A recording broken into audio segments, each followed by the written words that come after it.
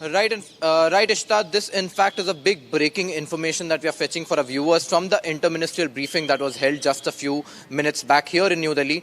Now, what Ministry of External Affairs said in this regard when questioned about that, is there any kind of discussion that is being held between the government of India and government of Iran in regards to the ship movement and tolls being charged on the ship that passes through the conflicted water of Strait of Hormuz. However, the Ministry of External Affairs in this briefing has claimed that there is no talks that are currently underway in this regard, and at this point they have not even in fact started talking in this regard. However, there is a separate breaking that we have with us that Ministry of Ports has said that there is no movement of any Indian flagged vessel through the Strait of Hormuz in the last 24 hours. Now, let me remind our viewers that this was the duration when the ceasefire agreement happened and there was a free passage for vessels through the Hormuz. However, there is no passage of any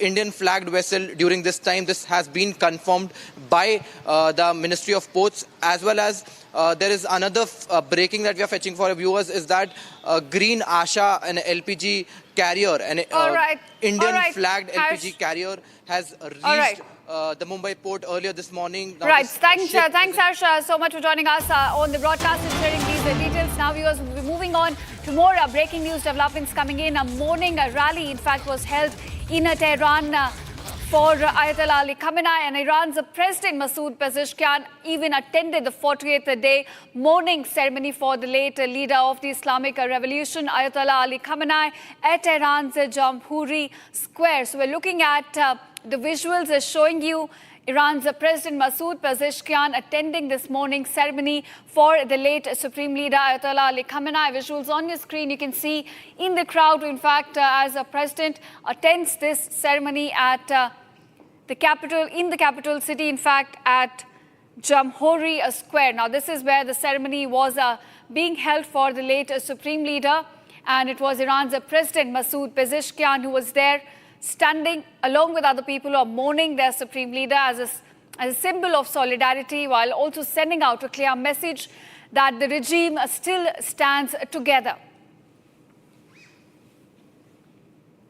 All right, viewers, those are the latest visuals we're fetching for our viewers from Iran's capital city, Tehran, in Jamhuri Square. You can see the president, in fact, on your screen, Masoud Pezeshkian attending the mourning ceremony for the Supreme Leader, along with others who are mourning the death of Ayatollah Ali Khamenei, while also sending a message of solidarity, not just to people, but also to enemies, that the regime stands together, they stand with people in this crisis, in this difficult moment.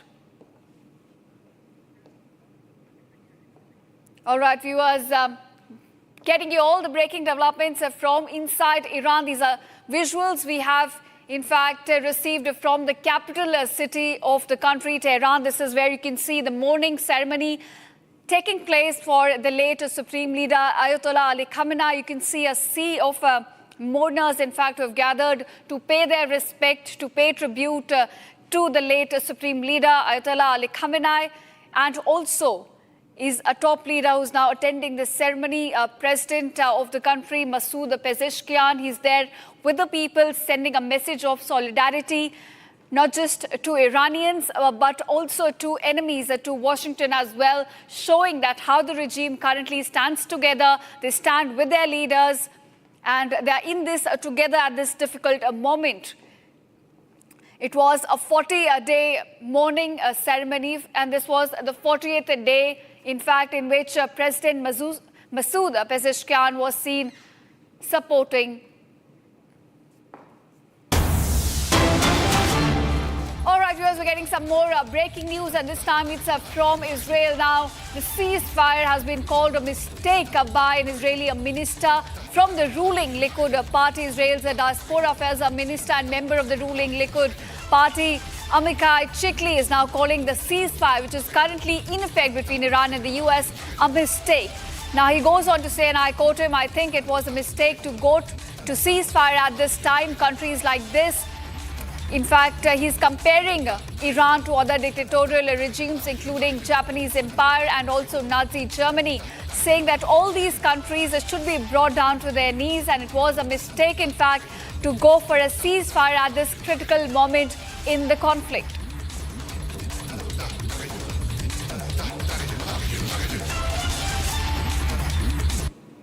All right, viewers, that's all we could pack in this edition of Live in Breaking. Thank you so much for watching, and don't go anywhere. Coming up on the other side, polling still underway on 126 seats in Assam. CM Hemant Biswa says hopeful of returning to power for the third term. We'll get you all the details on that on the other side. Meanwhile, polling still continues on 140 seats in Kerala, while Vijayan-led LDF battles incumbency, seeking a third term. UDF now banking on strong gains made in 2024. We'll get you all the updates from the election-bound states on the other side.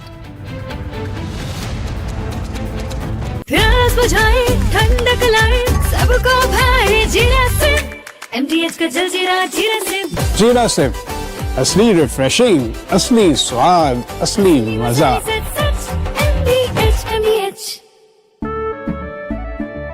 केसरिया से मन जोगी हुआ रे, दिल झूमे देखो मतवारा हुआ रे। केसरिया से मन जोगी हुआ। हर पल मनाओ केसरी त्योहार। विमल, बोलो जुबान केसरी। थोड़े में ज्यादा स्वाद, यही तो है इसकी खास बात। वाओ मामा, क्या स्वाद है। अरे मेरी राजा, सबका राजा आर्थिक मसाला।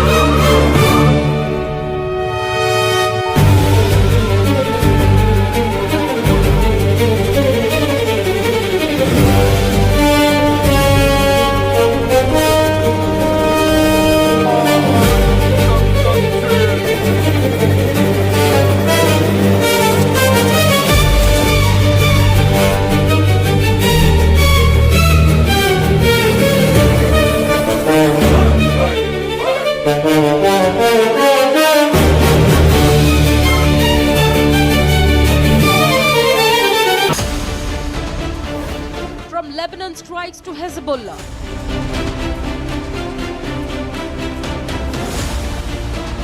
Israel goes on record on the big Lebanon question. Israel government with Arnab at 8 p.m. Presenting by Zoho Business Software, trusted by 15 crore users. Co-powered by IIHM International Institute of Hotel Management.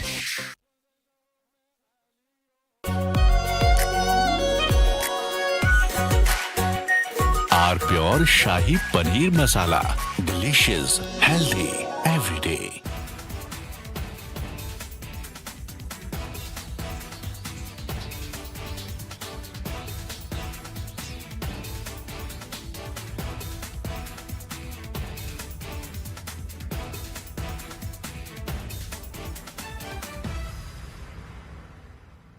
We are entering a very dangerous inflection point in this war. From here in onwards, either things could escalate beyond control or there could be a surprise ceasefire. He is very fond of trying to make the world hang on to his every word, pearls of wisdom, but the last speech was a great disappointment.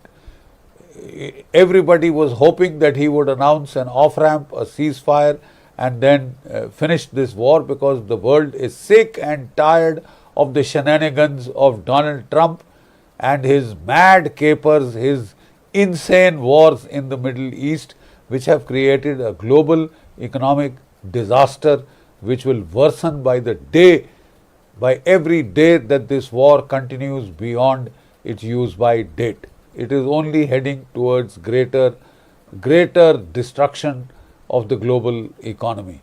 The simple fact is, Donald Trump used the worst expletives possible to show his frustration, to show his extreme annoyance and irritation at Iran as to why Iran was not surrendering. Iran told him simply, you may be finished, we are not, and we will continue to fight. And don't give us through Pakistan a set of terms of surrender. Lay down your arms, give us your nuclear material, dismantle your own missile arsenal, make yourself totally helpless and dependent so that we can enjoy bombing you anytime we want some diversion or some sport. You know, that is the kind of language that he has used. You expect such a ceasefire offer to be accepted? You must be out of your mind. The simple fact is that Iran said an absolute blunt no. Pakistan in a ceasefire mess. US throws Pakistan under the bus. Pakistan's Lebanon double game. Debating tonight at 8:30 p.m. Presenting by Zoho Business Software, trusted by 15 crore users. Co-powered by IIHM International Institute of Hotel Management. चमकी चाट से क्या बना है? Sandwich, लस्सी और छाछ। हर घूंट में चमकी चाट। अब बताओ, स्वाद आया? आया। असली स्वाद सिर्फ चंकी चाट।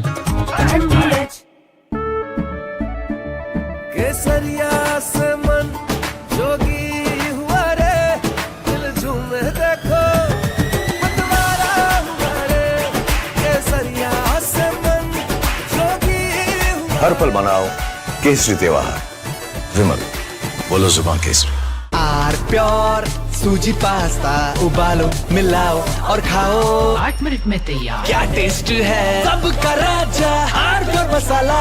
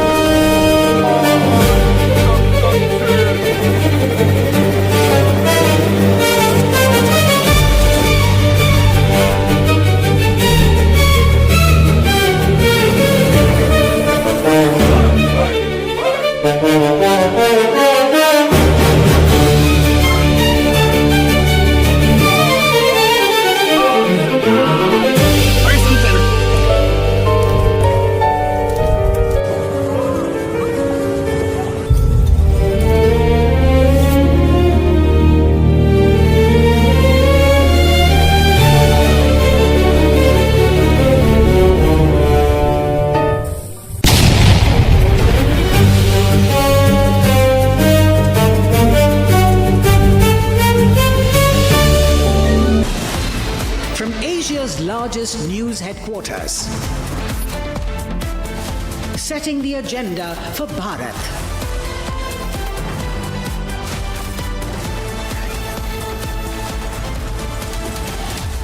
You're watching Republic.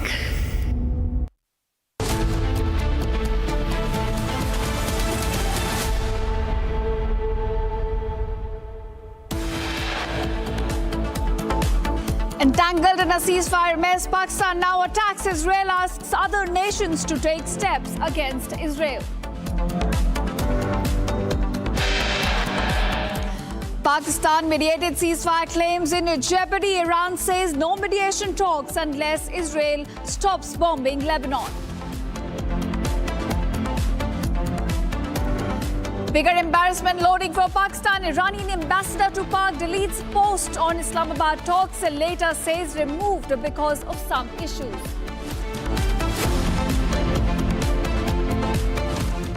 Israel's Diaspora Affairs Minister and member of ruling Likud party now says a ceasefire with Iran was a mistake.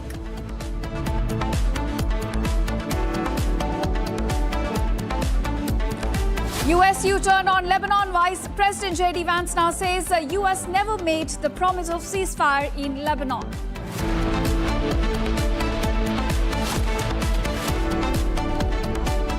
US media reports expose Pakistan. Reports suggest White House saw and signed off Sharif's post on X.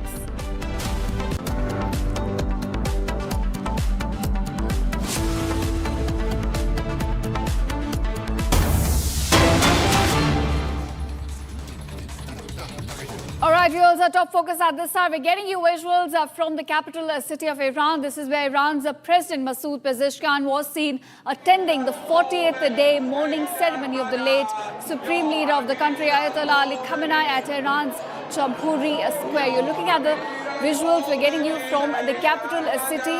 This is the 40th day of the mourning ceremony for the late Supreme Leader, Ayatollah Ali Khamenei. And in this, President Masoud Pezeshkian was spotted attending the ceremony along with thousands of mourners as well. You can see on your screen a sea of mourners gathered in the capital city at Jamhuri Square to mourn their late Supreme Leader Ayatollah Ali Khamenei.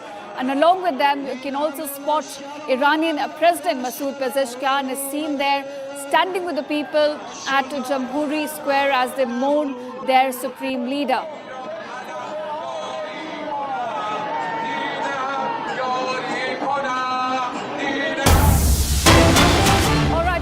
Breaking developments as they happen from the war zone areas. We're getting you live visuals right now showing you the aftermath of Israeli strikes in the capital city of Lebanon, in Beirut. In fact, you can see the damage assessment still being done on ground. This is after the largest coordinated strikes that were conducted by Israel yesterday, just hours after ceasefire was announced. Over 100 targets were hit all across southern Lebanon, including in Beirut, in Bekaa Valley, as well as in southern Lebanon. In just a span of 10 minutes, 100 targets were hit, killing over 250 people while injuring people in thousands. And these are visuals showing you the aftermath. The debris, in fact, are now being taken off from the site of the attacks. The damage assessment is still being done all across southern Lebanon. These are the largest coordinated strikes conducted by Israel. It killed over 250 people while injuring over 1,100 in Lebanon. Now, these were conducted, remember, right after ceasefire was announced by Donald Trump. Right after that announcement, we looked at Israel bombing over 100 sites all across southern Lebanon, Bekaa Valley, Beirut, all coming under attack. Now, these extensive attacks killed over 250 people while injured over 1,100. And now on the site, damage assessment is still underway.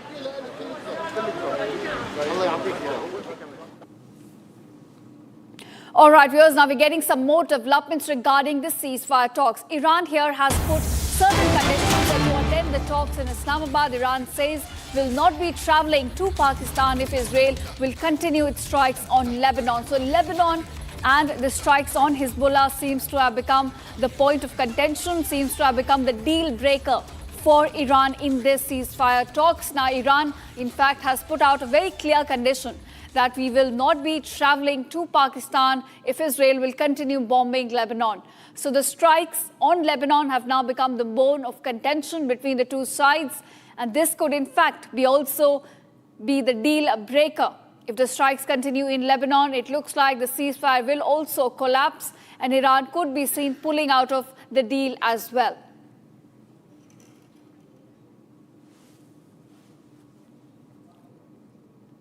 And now, viewers, the world leaders are also reacting on the developments in West Asia. This time, it's the Italian Prime Minister, Giorgia Meloni, which has said that full reopening of Strait of Hormuz is critical at this stage.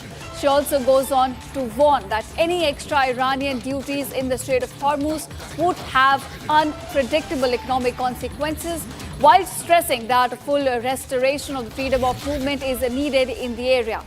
Now, Meloni here seems to be indicating that as the most critical point of the agreement between the US and Iran. Now, she's talking about the Strait of Hormuz, saying that it should remain open. There should be freedom of navigation restored in the critical waterway at this stage when a ceasefire has been agreed upon by both the sides.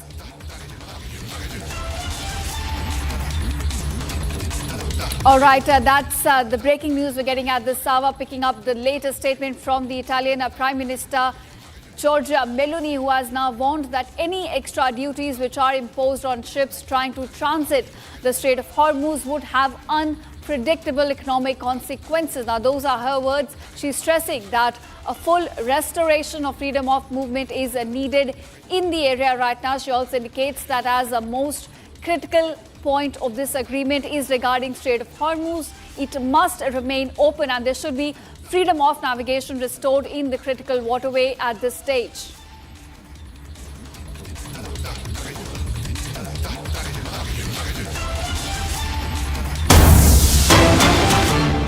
All right, viewers, now we're looking at other reactions also coming to light. Europe's top diplomat, in fact, has now reacted, saying that Hezbollah has been dragged Lebanon into this war, but Israel's right to defend itself does not justify inflicting such massive destruction. Now, this comes right after Israel conducted extensive strikes all across the Lebanese capital in Bekaa Valley, as well as in southern Lebanon, killing over 250 people. Now, we're looking at more and more reactions coming on that, and the latest one has come in from Europe's top diplomat, who has called on these strikes and at the same time emphasizing on Israel's right to defend itself.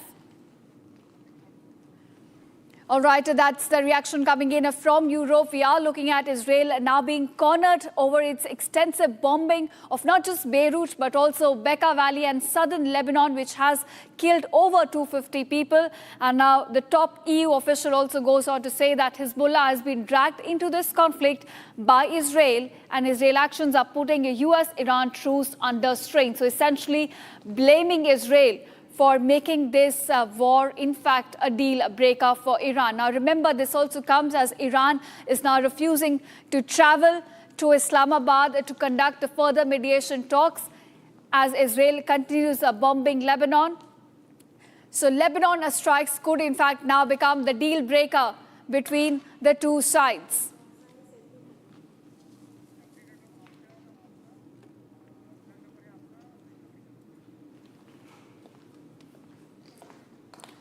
All right, viewers, we're looking at EU's top diplomat now commenting on these strikes which have taken place all across Lebanon. You have seen Bekaa Valley, Beirut, as well as the southern part of the country coming under attack. Over 100 targets were hit in just a span of about 10 minutes. And this led to over 250 people getting killed. And Israel is now getting cornered on these strikes.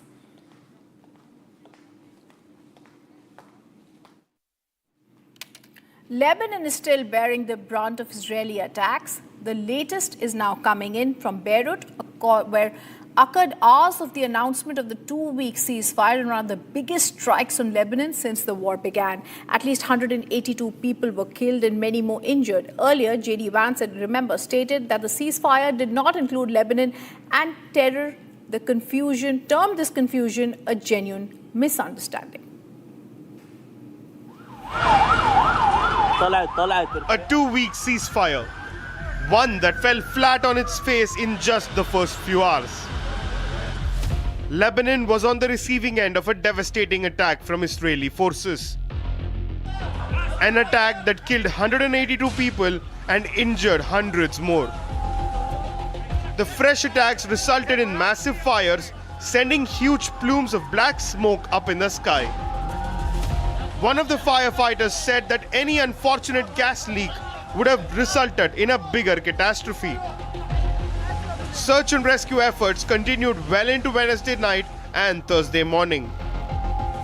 Rescue workers were looking for survivors and bodies on Thursday morning across residential buildings in different parts of the Lebanese capital. اجت اسرائيل مثل ما انك شايف دمر خربت البنايه نزلت بالعالم البنايه عملت اجرام مثل كل مره مثل ما انك شايف راح ناس ابرياء هون وهيك كل مره بقول لك في حدا هون وما في حدا هون وفي عالم وفي اطفال وفي ناس. All this came just hours after the US announced a two-sided ceasefire with Iran. But Lebanon was unfortunately left out of the deal. JD Vance said that the US never promised to include Lebanon in the deal, terming it a legitimate misunderstanding. And there's a lot of bad faith negotiation and a lot of bad faith, propaganda going on. I think this comes from a legitimate misunderstanding. I think the Iranians thought that the ceasefire included Lebanon, and it just didn't. We never made that promise. We never indicated that was going to be the case. What we said is that the ceasefire would be focused on Iran, and the ceasefire would be focused on America's allies, both Israel and the Gulf Arab states. But the post by Shehbaz Sharif, which ignited the ceasefire, clearly mentions Lebanon. Netanyahu has also declined to stop the attacks on Lebanon, and Trump has termed Israel and Lebanon as a separate skirmish. With U-turns every day and a ceasefire deal broken in hours, the residents of Lebanon are paying a heavy price. And viewers, India scores a key energy win amid the ongoing West Asia turmoil. An India-flagged LPG tanker has safely docked in Mumbai after crossing the high-risk Strait of Hormuz. The arrival comes at a time when global energy routes remain under threat due to the US-Israel-Iran conflict.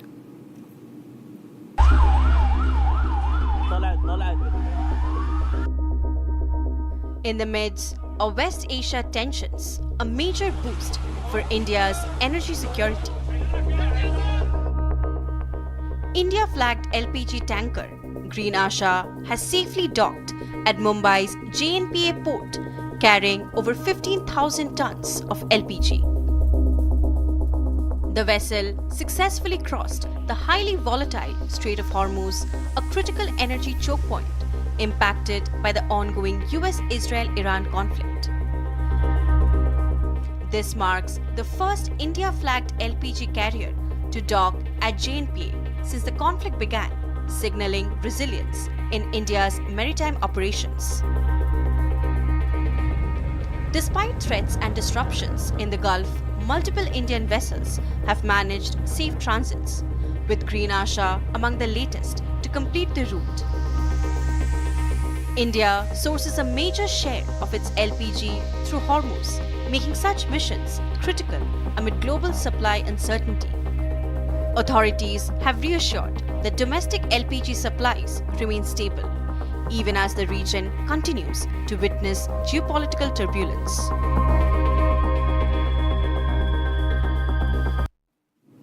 South Korea is going to send an envoy to Iran. South Korea will also be dispatching, in breaking news coming in, a special envoy to Iran to discuss the crisis in the Middle East as it calls for the reopening of the Strait of Hormuz. South Korean Foreign Minister Cho Yoon called for the swift resumption of safe and free navigation for all vessels, including South Korean ships, and urges Tehran to ensure the safety of South Korean nationals in Iran during a call Thursday with Iranian Foreign Minister Arakchi. His ministry has said this. Arakchi has welcomed Seoul's plan to send an envoy who's expected to raise other unspecified bilateral issues, the ministry has added.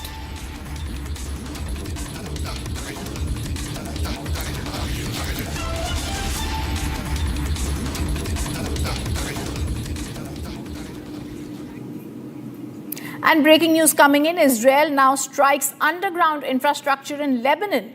Israel claims the killing of 70 plus terrorists, including terrorist cells. Israel is now saying it has dismantled Hezbollah anti-tank launch positions. This is the big breaking news that's coming in as we are speaking. These are the pictures that are now coming in. Israel has struck the underground infrastructure on Lebanon, and they have claimed killing 70 plus terrorists, including a terrorist cell. Israel has said it has dismantled Hezbollah anti-tank launch positions. This is a big claim by Israel. We can see those pictures that are coming in that have been now released.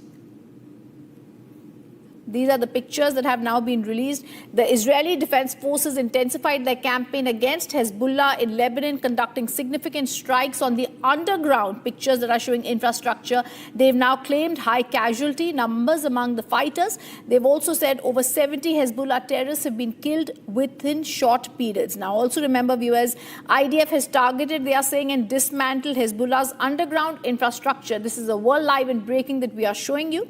They've said the weapon storage facilities of Hezbollah's, the tunnel routes in southern Lebanon and the Bekaa Valley have been damaged by them. They have eliminated 70 plus terrorists, and they're also saying following these major airstrikes and ground operations, Israel has reported heavy casualties there. And also, viewers, now we're going to tell you more news that's coming in. Iran warns continuing the Israeli attack on Hezbollah in Lebanon will bring explicit costs and strong responses. This is news coming in after Iran has said that the continued attack on Hezbollah's in Lebanon will bring explicit costs and strong responses. This is news that's coming in now from Iran. They clearly said that this will also have heavy costs. They are warning that if these Israeli attacks on Hezbollah continue, these mounting attacks that we are seeing, then they will bring with them strong responses. This is a statement that has now come in. Iran has warned continued attacks will bring heavy costs. And we're also going to tell you that Israel is continuing with its attack on the Hezbollah. JD Vance earlier gave out a statement where he said it was not included in the negotiations with Iran. And there is nothing that shows that Iran would have tried to stop this. Iran is warning continued attacks will cause more harm.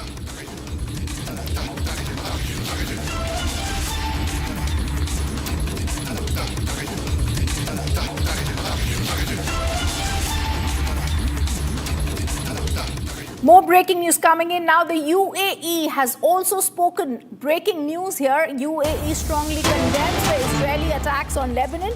The United Arab Emirates has strongly condemned these attacks in several areas in Lebanon. They've expressed concern over the continued escalation and its repercussions on security and stability in the region.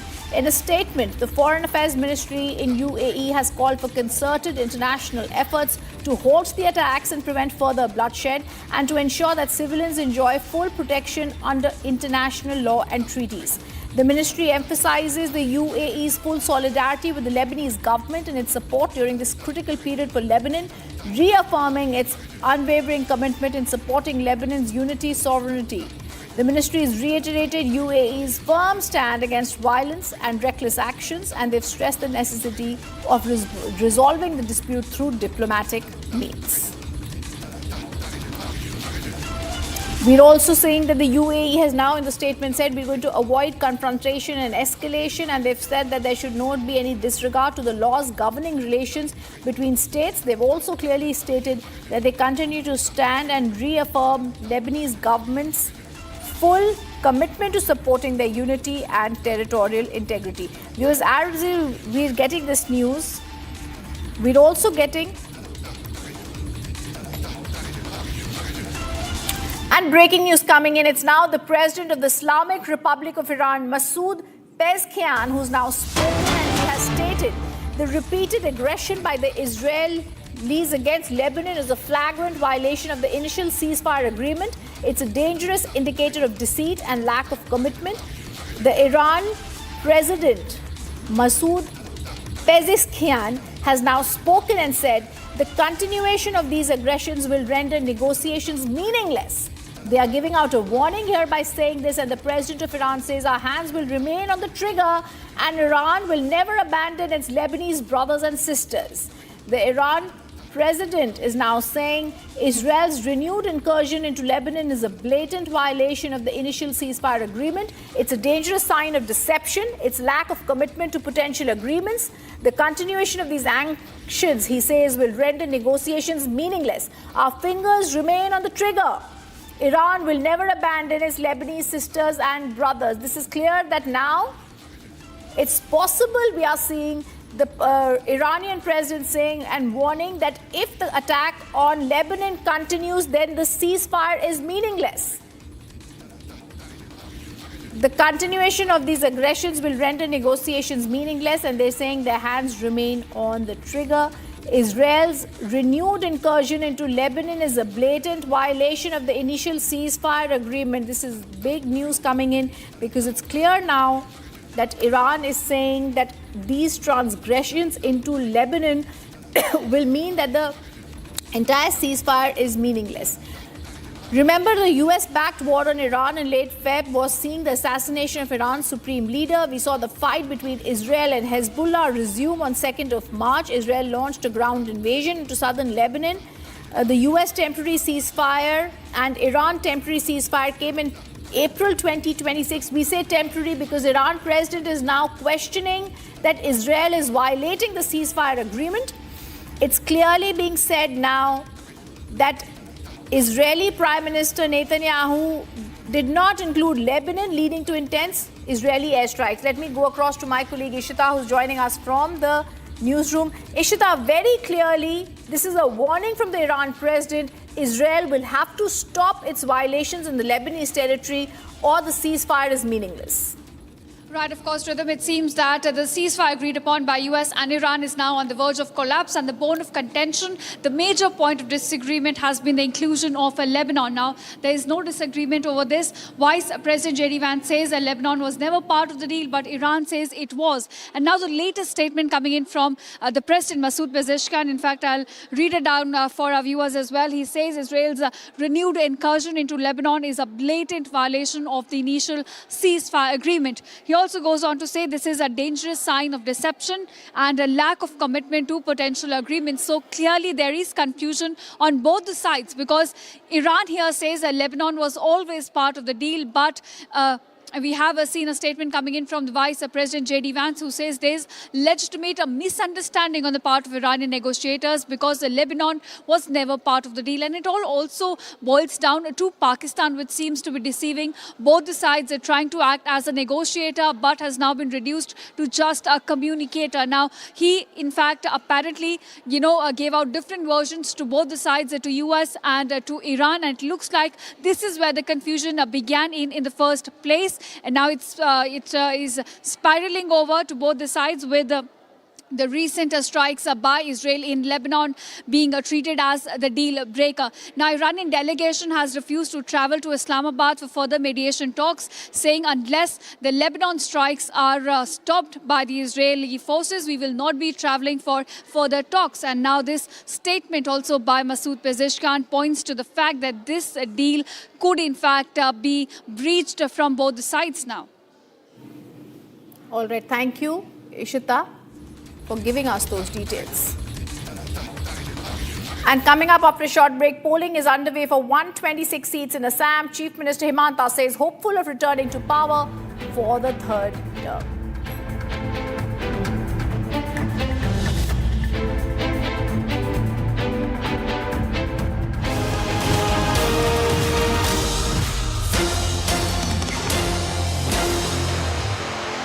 Hello ladies, आपके लिए है ये comfortable sofa, गर्मा गर्म चाय और wifi.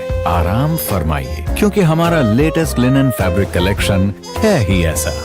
वो क्या है ना, इन्हें देखने में और दिखाने में थोड़ा वक्त लगेगा। बंदों को लिनन पसंद है तो पसंद है। Linen by Arvind. Join International Institute of Hotel Management. Call 983-10-50,000. चमकी चाट से क्या बना है? आलू चाट या फ्रूट चाट, स्वाद बढ़ाए चमकी चाट। क्या बात है? स्वादिष्ट पकोड़े और फरसान, अरे चमकी चाट है इसकी जान। असली स्वाद सिर्फ चंकी चाट।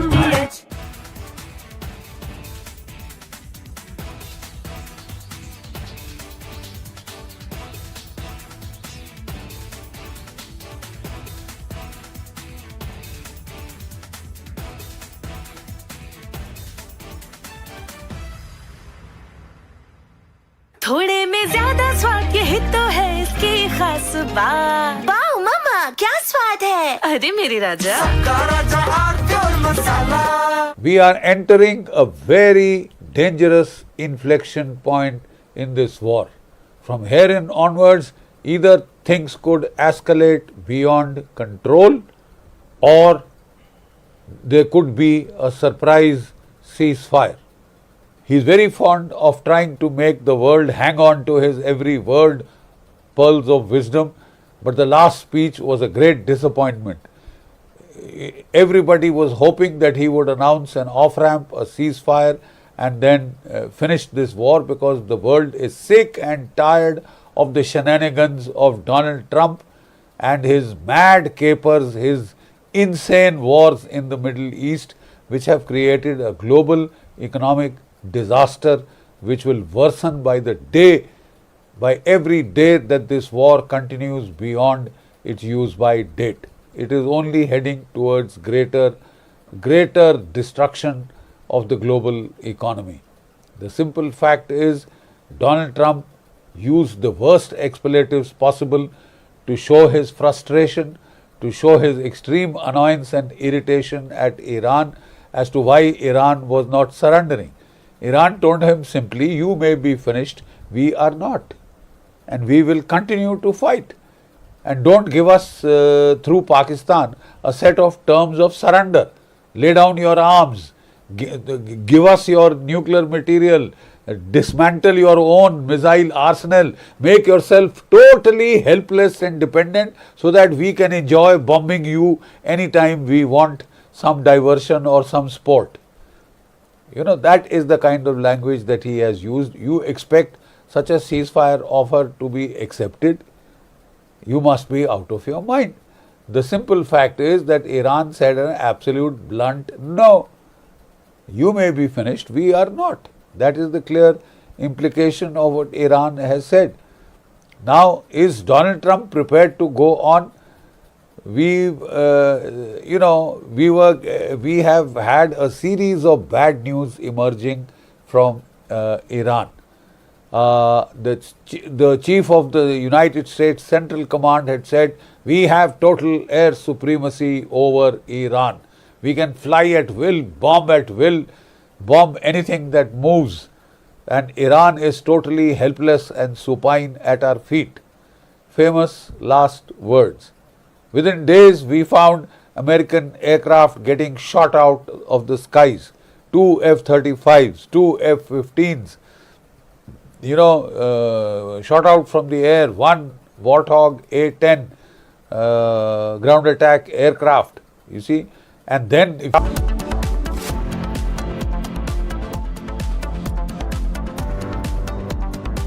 हेलो लेडीज, आपके लिए है ये कंफर्टेबल सोफा, गर्मा गर्म चाय और वाईफाई। आराम फरमाइए, क्योंकि हमारा लेटेस्ट लिनन फैब्रिक कलेक्शन है ही ऐसा। वो क्या है ना, इन्हें देखने में और दिखाने में थोड़ा वक्त लगेगा। बंदों को लिनन पसंद है तो पसंद है। Linen by Arvind. प्यास बुझाए, ठंडक लाए, सबको भाए जीरा से। MTH का जलजीरा जीरा से। जीरा से असली रिफ्रेशिंग, असली स्वाद, असली मजा।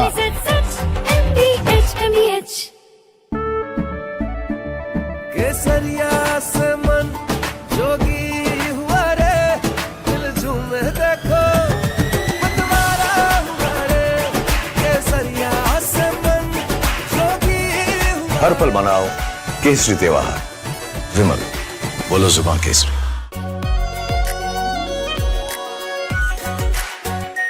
Are pure shahi paneer masala, delicious, healthy every day.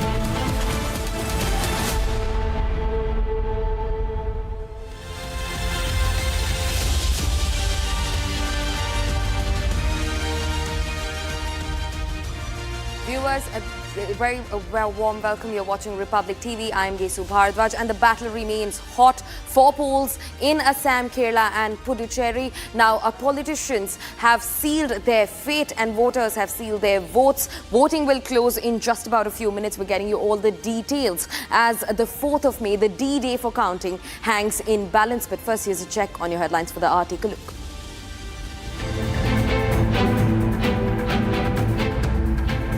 Voting underway in Kerala, Assam and Puducherry. Assam tops turnout at 75.91% till 3 p.m. Puducherry at 72.40%. Kerala at 62.71%.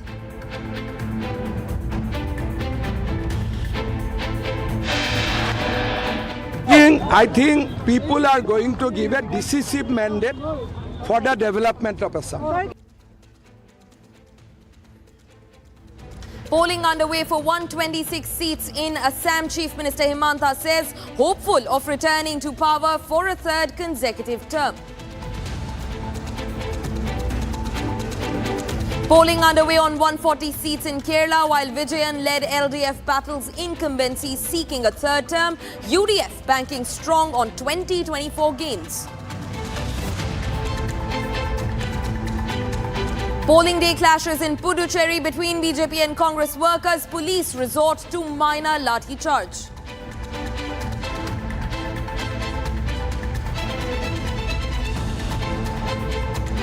कि बंगाल में परिवर्तन की ताजा हवा चल रही है. Prime Minister Modi holds mega rallies in West Bengal, says winds of change blowing in Bengal. Time up for Mamata Banerjee's TMC.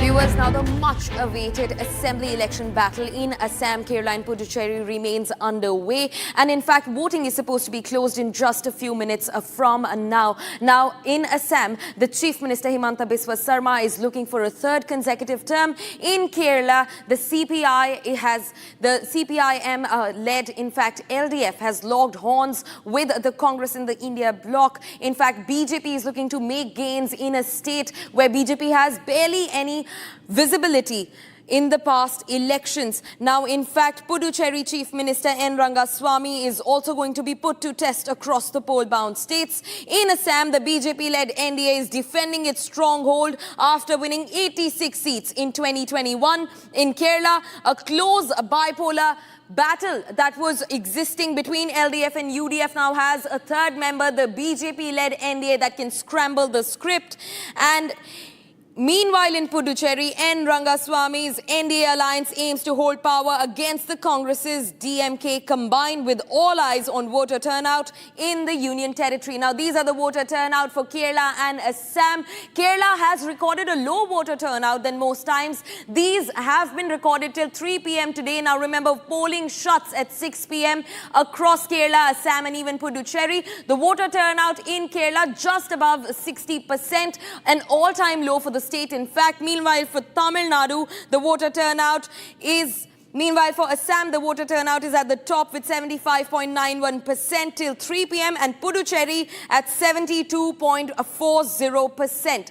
These are the voter turnouts respectively for Kerala, Assam and Puducherry, recorded until 3 p.m. today. Now remember, voting will stop by 6 p.m. today. In fact, joining me live on the broadcast is my colleague Aniruddha from the poll-bound state of Assam. He's joining us from Dispur. Aniruddha, polling is about to be shut. Voters have now given their mandate and the counting will tell the fate of the political parties that hangs in balance till the 4th of May. Talk to us about what's unfolding. Yes, Gesu, as expected, high voter turnout has been recorded in Assam, and as I was telling our viewers in the morning that the voter turnout might get somewhat close to 90. The trend clearly shows that a very, very high voter turnout will be recorded, and the official figure that we have received now from the Election Commission is 84.42% of voter turnout has been recorded till 5 p.m. Till 5 p.m., 84.42% of voter turnout is recorded. It may be mentioned that still data from some of the remote voting centers is yet to be updated. The final voter turnout, which will be updated later today, will be somewhat around, maybe it is expected that it will be close to 90, and the final voter turnout will be above the 90 mark. So this is a very unprecedented development that has been witnessed in the state of Assam. This time, Assam had earlier also seen higher voter turnouts in the last elections also. The voter turnout was around 84% in 2021, and likewise, same voter turnout was also recorded in 2016 elections. And this time too, a very high voter turnout is clearly being indicated, and it is being seen that in many places, because of the serious revision that was the special revision that was witnessed in the state of Assam, because of the special revision, many people from the indigenous communities who otherwise don't come out to cast their votes are also coming out in large number to cast their vote this time. So yes, this voter turnout was very much expected. This is what the political commentators across the state and the nation are also saying, that a very high voter turnout was expected in Assam because of the special revision, as many people who earlier don't come out for voting in large number have come out this time to register their franchise. Right, Aniruddha. You know, till 5 p.m. we have the refreshed voter turnout, and that stands at 84.42%, a staggeringly high number for Assam. Like the state has always proven, their political interest, their interest in picking their parties remains high. Assam with a voter turnout of 84.42% till 5 p.m. today. In fact, we're also being joined by my colleague Sarda, while Aniruddha continues being with us. Sarda joins us from Thiruvananthapuram in Kerala. Sarda, what are the winds looking like? Polling is about to shut at 6 p.m. today, and voters have already given their mandate, with a huge question of who comes to power in Kerala on the 4th of May. And this is not a bipolar usual battle between the LDF and the UDF. Now a third party, the NDA led by the BJP, may just scramble the script. Sarda. Well, earlier in Kerala, it's always used to be around 50 to 60%. However, this time, by 5 p.m., the voter turnout has already crossed 62.7%. 4 more % is likely to be completed before the elections are closed today. The polling would be closed at 6 p.m. today. Likely that it will reach up to 66% according to the Election Commission of India, as people are still queuing in the booths waiting for their polls. However, as we speak, the number of percentage that's come out this time is because of the SIR that's been carried out in the state of Kerala. Let's not forget that over 1 crore vote was removed from the Kerala's voting list during the SIR process, and which has now made it to 62.7% in the voter turnout. Answering your question on the government that is here in Kerala, the LDF is very confident on taking on a third term in the state of Kerala. However, the UDF has constantly been telling that the LDF has failed the people for the last 10 years and that it is their turn to come now. After 10 years, Congress is now making sure that they take on strong welfare measures, and the schemes that they have given are based on education that the Kerala will need in the future. Meanwhile, making sure that they take on strong welfare measures, and the schemes that they have given are based on education that the Kerala will need in the future. Meanwhile, the BJP-led NDA area is contesting in all 140 constituencies of the Kerala, Thiruvananthapuram being the stronghold for the BJP, as they recently won the councillor elections, where the BJP's leader is very sure in winning Thiruvananthapuram's all constituency. Speaking to Republic, all the BJP leaders were constantly telling that it is both the LDF and the UDF that has cheated the people of Kerala in the name of opposition and the ruling in the last 10 years. However, they too both are part of the India Alliance, and it is only in Kerala that they act divided, and that both do not do good for the Kerala, working on the welfare schemes. This time, if we see Kerala, the elections are not just based for development. However, there is urban development requirements on employment and education facilities that to be built in Kerala. So likely that this time the oath is split into all three angles. It could be Right, for Sarda. NDA, it could also mean for the LDF and the UDF, all three giving on a Right, strong Sarda. hold. Right. Thanks for getting us a lowdown on the power-packed Kerala election, Sarda. Now, viewers, the much-awaited assembly elections in Kerala are taking place. Voting is about to shut by 6 p.m. today, and voters have now given their mandate. Now, this state is unlike any other. It is infamous, in fact, quite famous for its anti-incumbency politics. For yesteryears, over 4 decades at least, LDF and UDF have alternated taking power seats in Kerala. But now LDF is trying to do what no political party has done in Kerala before. They're trying to break through a third consecutive term in Kerala, while UDF continues to battle against LDF and come back to power after possibly what is 2 long years, 2 long terms, in fact. And the BJP-led NDA, last time they couldn't leave a very big mark in 2021, but this time around, they are sure that they will be able to change their presence into seat share, into vote share in Kerala. In fact, Republic exclusively spoke to the NDA candidates, the newly fielded candidates of the BJP-led National Democratic Alliance in Kerala. Listen into what they have to say. Today is a very important day and a very happy day for the voters of Kerala. We will get minimum 100 seats. So we will come back. I know a lot of people have voted for BJP. Kerala is coming out in massive numbers to cast their votes. A reflection of the high-stakes three-corner fight in the state. And people want to play their part in this crucial election. The ruling LDF seeks a third straight term. The UDF is looking to make a comeback. And the NDA is looking to upset the balance by playing a decisive role in staking claim to the next government.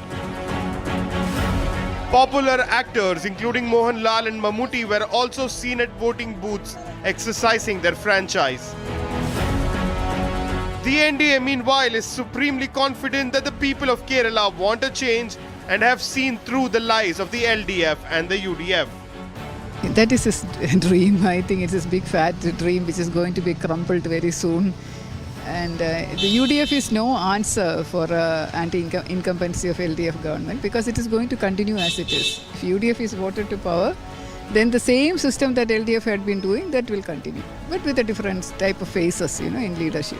They are together. UDF had never raised any voice against LDF. Wherever they have committed any atrocities like, the young women entrance into Sabrimala or looting of the Sabrimala temple or even very high corruption like gold smuggling. All those important cases where corruption has been proved, UDF had never raised their voice because they are also getting their share. It is always the NDA that is resisting this. Rajiv Chandrasekhar, the state BJP chief, predicts that there will be a hung assembly in Kerala. Listen in to what he had to say in this exclusive conversation with Republic. Every district is seeing an upsurge of support, not just for the BJP NDA, but an upsurge of support for the call for change and a call for development. So because this state has been denied, children are being denied opportunity, children are being forced to go outside even to study, forget about jobs. So people are generally fed up, and so therefore they are saying, look, let's give BJP NDA a chance. The NDA's confidence stems from the major upheaval during the Thiruvananthapuram mayoral election in which they were victorious. Indy alliance is there where these people are together and fighting against or voicing against BJP and NDA. So here somehow they have 30 kilometers this side of Kerala, 30 kilometers that side of Kerala, they are together. But here somehow they have been cheating the people. So now people have realized. And so they see that they go hand in glove together, whereas NDA stands for real, true development and corruption-free administration and bringing people's whatever benefits of the people are due. That is there in their forefront. So now the people are rooting for NDA because they see the truth. As Kerala voted in a single phase, will we witness a historic third term for the LDF or another twist in the high-stakes political battle?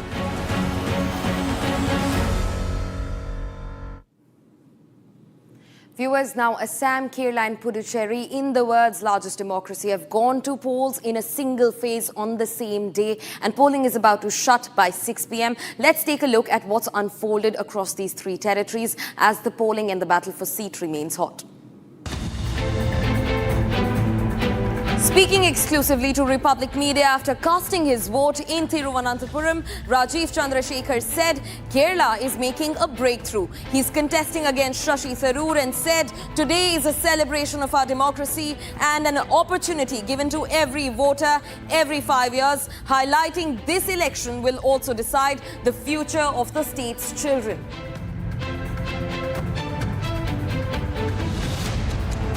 It is a celebration of our democracy, but equally importantly, this is an opportunity that is given to every voter every 5 years to decide what is the future of our state, what is the future of our children, what is the future of the lives. After casting his vote early in the morning, Assam's Pradyot Bordoloi spoke about the inability to transfer his voting rights in time to contest as a BJP candidate from Dispur. He expressed his disappointment over the opponent's dirty tricks department, noting that their efforts seem to be backfiring. I never imagined that they run a dirty tricks department like this, but they did a very sloppy job actually. Whatever they tried to do, it boomeranged on them. I feel very bad for them. While speaking on the assembly election in Kerala, actor turned politician Suresh Gopi emphasized the importance of the manifesto presented by political parties, which outlined promises and dreams of the people. He said that the budget allocated by the centre and state will decide if the manifestos can be fulfilled. He also added that manifestos represent the dreams and hopes of people. India on one side, India Alliance and National Democratic Alliance on the other side. So we will have a pakka share, a due share, a deserving share. Not the third party. Definitely not. Even if we are the third party, we will control.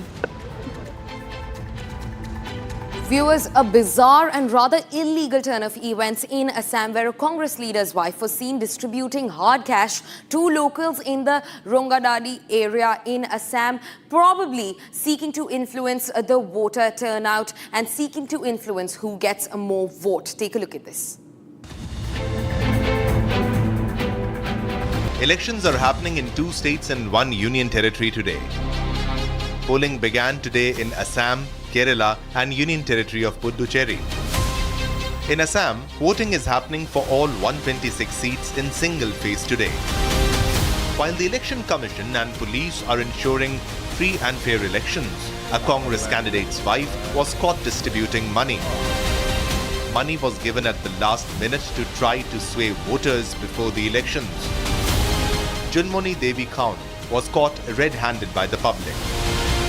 Junmoni Devi Kaun is the wife of Congress candidate Jayanta Kaun. Jayanta Kaun is the Congress candidate contesting from Ronganadi constituency. As per locals, bundles of 500 and 2,000 rupees were found. Locals immediately complained to the local police station. Junmoni was later released after writing an undertaking in the presence of police. Viewers, meanwhile, West Bengal goes to polls in 2 phases on the 23rd and the 29th of April, a high-stakes political battle where the BJP has participated. In fact, just today, Prime Minister Narendra Modi was in Bengal. He carried out various rallies, public rallies, addressing the public against the TMC's rule. And in fact, he also said that this time, TMC's time and Mamata Banerjee's governance's time is up, and that the BJP will come in with a huge saffron wave in West Bengal. Take a look. As the West Bengal Assembly elections draw closer, the BJP has intensified its campaign. Driving it forward is PM Modi, who addressed a rally in Purba Medinipur. He outlined 6 guarantees for the people of Bengal, promising improved governance, stronger law enforcement, and action against infiltration. Modi TMC को जनता जनार्दन का पैसा नहीं खाने देगा, पैसा नहीं खाने देगा। मोदी की 5वीं गारंटी, जो शरणार्थी हैं उन्हें संविधान के तहत हर हक मिलेगा, लेकिन जो घुसपैठिए हैं उनको खदेड़ा जाएगा। Taking a swipe at the opposition, the PM accused the TMC of failing to fulfill the promises and betraying the people. हमारा सिद्धांत है, हमारा मंत्र है, सबका साथ सबका विकास। हम इसके प्रति प्रतिबद्ध है, लेकिन बंगाल में मैं एक और वादा करता हूं, सबका साथ सबका विकास, और जिन्होंने बंगाल को लूटा है सबका हिसाब होगा, सबका हिसाब होगा। Modi also highlighted healthcare as a priority sector, saying the BJP government would strengthen medical infrastructure and expand facilities like ESI hospital. Referring to the RG Kar Medical College controversy, the Prime Minister accused the TMC of shielding perpetrators and said the BJP is committed to ensuring justice and safety for women.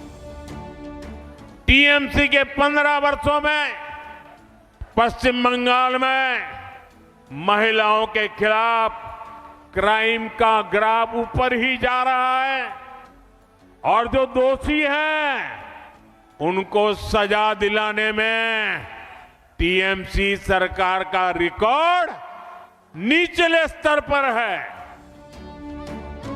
The PM also highlighted the 45,000 crore investment in expanding the steel plant and improving connectivity infrastructure in the region. TMC द्वारा हजारों रुकावटों के बावजूद केंद्र सरकार इस इलाके के विकास में लगी है। बीजेपी एनडीए सरकार राज्य सरकार के तमाम अड़ंगों के बावजूद बंगाल के विकास के लिए आगे बढ़ाया है। He also alleged that a mafia culture in several sectors forced many youngsters to migrate out of Bengal in search of opportunities. Asansol और दुर्गापुर का ये पूरा इलाका जो कभी बंगाली नहीं, पूरे देश के औद्योगिक विकास का बड़ा केंद्र था। पेपर से लेकर स्टील तक, एल्यूमिनियम से लेकर ग्लास तक यहां कारखानों की लंबी चेन थी, लेकिन आज यहां उद्योगों का लगातार पलायन हो रहा है।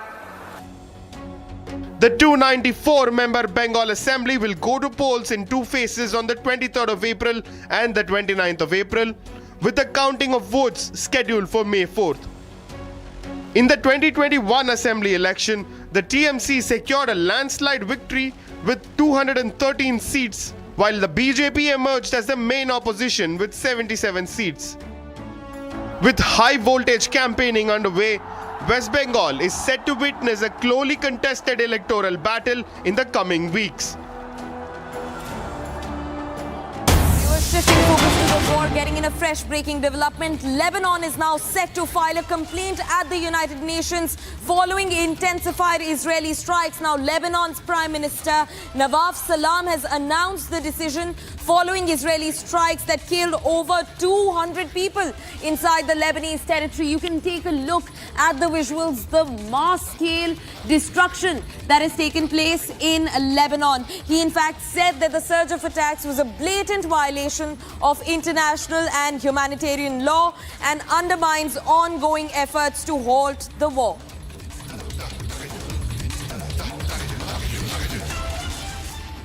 Viewers, that's all that we could wrap for you in this edition of the News Bulletin. But don't go anywhere. News and updates continue on the other side, where in Assam, their Chief Minister Himanta Biswa Sarma now eyes a third consecutive term as all seats are up for grabs. Getting you all the details on the latest election fiasco that's unfolding right after this short break. Stay tuned.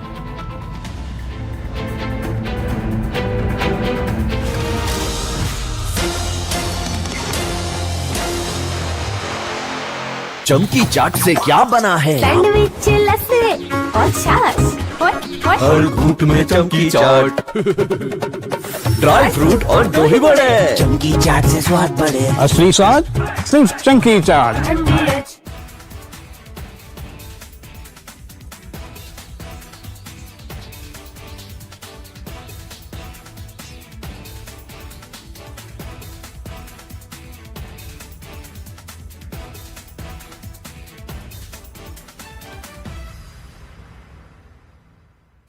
Pure सूजी pasta उबालो मिलाओ और खाओ 8 minute में तैयार। क्या taste है सबका राजा hardware masala. We are entering a very dangerous inflection point in this war. From here in onwards, either things could escalate beyond control or there could be a surprise ceasefire. He is very fond of trying to make the world hang on to his every word, pearls of wisdom, but the last speech was a great disappointment. Everybody was hoping that he would announce an off-ramp, a ceasefire, and then finish this war, because the world is sick and tired of the shenanigans of Donald Trump and his mad capers, his insane wars in the Middle East, which have created a global economic disaster which will worsen by the day, by every day that this war continues beyond its use-by date. It is only heading towards greater destruction of the global economy. The simple fact is, Donald Trump used the worst expletives possible to show his frustration, to show his extreme annoyance and irritation at Iran as to why Iran was not surrendering. Iran told him simply, you may be finished, we are not, and we will continue to fight. And don't give us through Pakistan a set of terms of surrender. Lay down your arms, give us your nuclear material, dismantle your own missile arsenal, make yourself totally helpless and dependent so that we can enjoy bombing you anytime we want some diversion or some sport.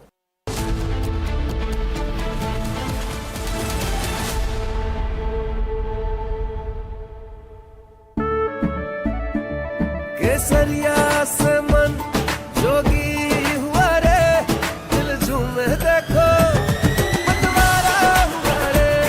केसरिया से मन जोगी हुआ। हर पल मनाओ केसरी त्योहार। विमल, बोलो जुबान केसरी। थोड़े में ज्यादा स्वाद, यही तो है इसकी खास बात। वाओ मामा, क्या स्वाद है। अरे मेरे राजा, सबका राजा आरती और मसाला।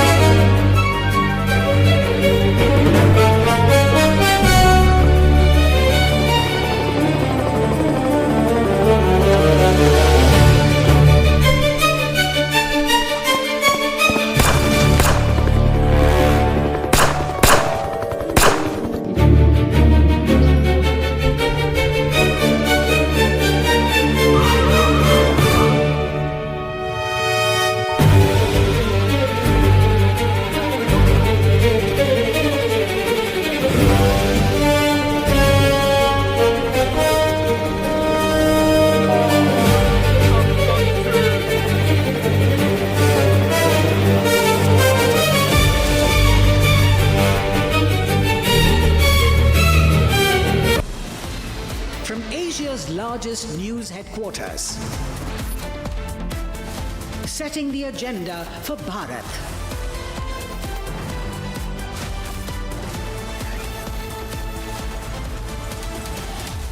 You're watching Republic.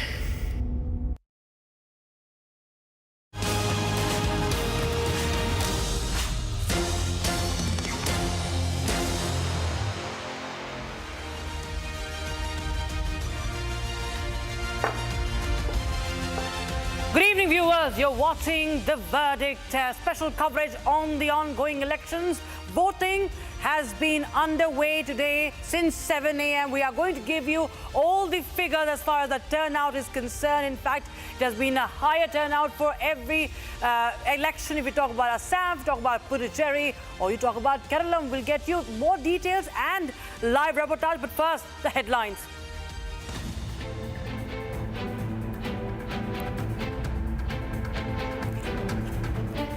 As the last few votes trickle in for Kerala and Assam and Puducherry, turnout percentage is a high with Kerala logging 75.01%, Assam logging 84.42% and Puducherry logging 86.92% as of 5 p.m. I think people are going to give a decisive mandate for the development of Assam.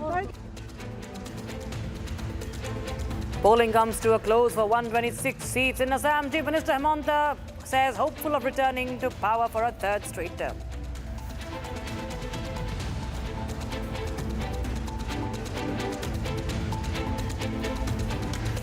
Kerala BJP Chief Rajiv Chandrasekhar expresses confidence in election results, saying that the NDA will play a crucial role in forming the next government. Polling day clashes in Puducherry reported between BJP and Congress workers. Police resort to lathi charge.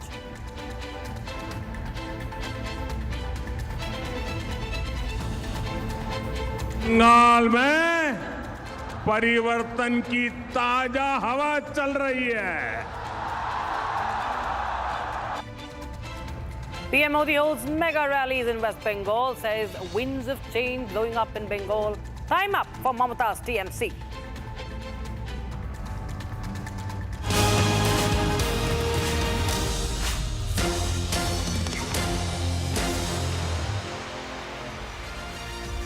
For the high-stakes poll in Assam, Kerala and Puducherry kick-started this morning. The voter turnout captured the entire story. In fact, massive response coming in from the people of Assam, Kerala and Puducherry. Citizens turned up in large numbers to exercise their franchise. In fact, the numbers for both the states and the Union Territory are higher than what they were in the previous elections back in 2021. A strong signal that people either want existing parties to continue, which is likely in the case of Assam, or that the people want a change, which might just happen in Kerala maybe. Now, this is the comparison, viewers. Voter turnout in Kerala today, it is 75.01% till 5 p.m.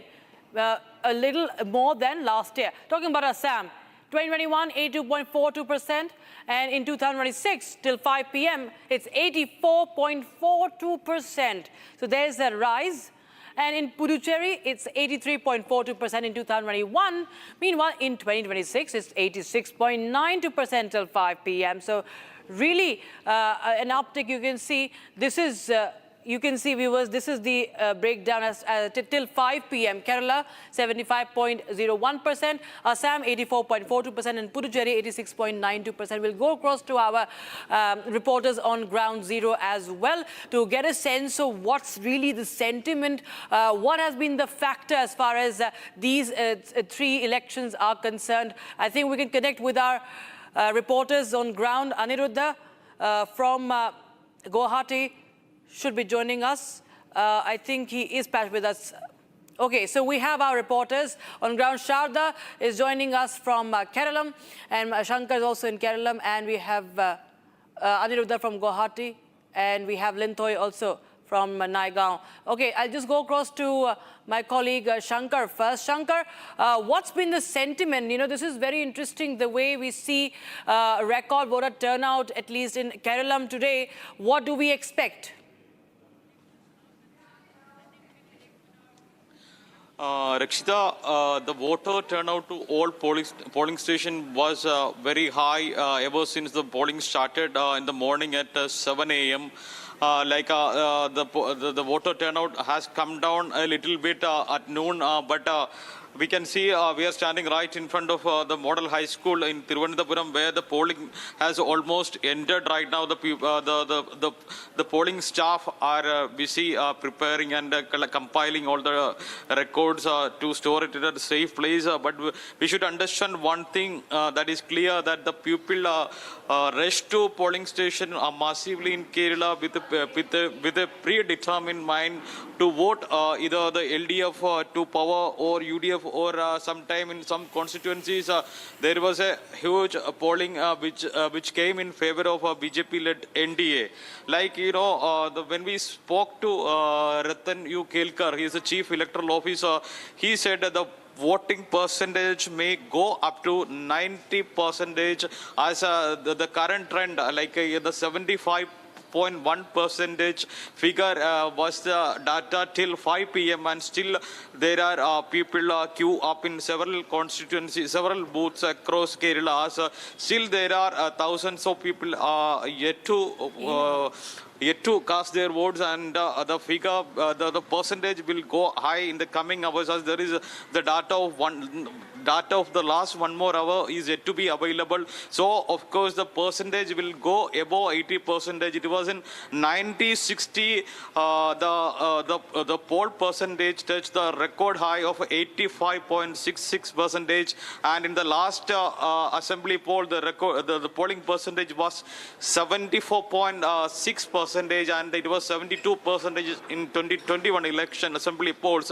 This time at around 5 p.m. this polling percentage crossed last year mark, and it is yet to be seen whether will it cross the record polling of 85%, which was recorded in 1960. So the massive turnout to the polling station has to be analyzed in three different patterns. Like, you know, going by the words of Ratan U. Kelkar, who said there was a special intensive revision across the country, and as part of this SIR process, 7 lakh voters were deleted from the list of voters list in Kerala. Like in the last assembly polls, there were 2.78 lakh voters, 78 crore voters across the state, and after the SIR process, the voters number came down to 7.1 crore people, 7.1 crore number. Like there was a reduction of around 7 lakh voters after the SIR was implemented, and this could be the reason why the percentage has gone high in Kerala. That could be one factor. And the Ratan U. Kelkar says the electoral officers as a team conducted a massive awareness camps to make people aware of the significance of voting, and also increase the number of polling stations for disabled people and also for women. So these factors compelled more people, more voters to turn up to polling stations, and it also worked as a significant factor in increasing this voters turnout. Apart from this, the political parties in Kerala, especially the UDF, is in a do or die game, as they have been remaining without power for the last two sessions, two terms, and this time they want to come to power at any cost, and this is the reason why they have aligned with all the communal forces, communal organizations such as SDPI, Welfare Party of India, Jamaat Islami, and all.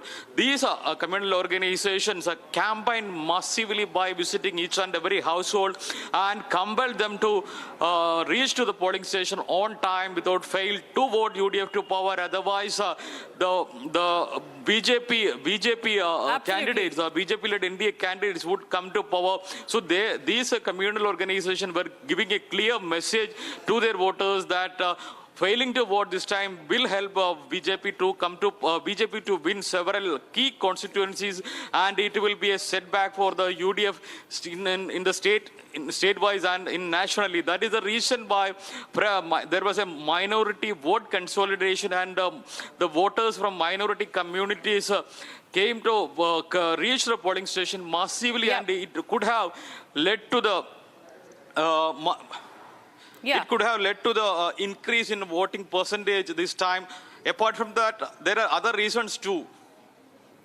Yeah, just stay on with us, Shankar. We also will go across to Assam now. My colleague Aniruddha is from Guwahati and my colleague Linthoi is from Nalbari. Let's go to Nalbari first. Linthoi, we see that Assam too, while we do understand there's some sort of edge to Himanta Biswa Sarma, he is ever popular, and he has just now posted on social media platform X saying that he is exuding confidence, that Assam will not surrender, and that it's encouraging to show that the kind of turnout that has been registered in Assam, the voter turnout has been, of course, greater than 2021.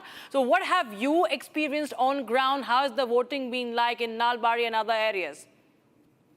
Absolutely. The Chief Minister Himanta Biswa remains confident of projecting a strong return to power with claims of securing up to 90 to 100 seats in the 126-member assembly.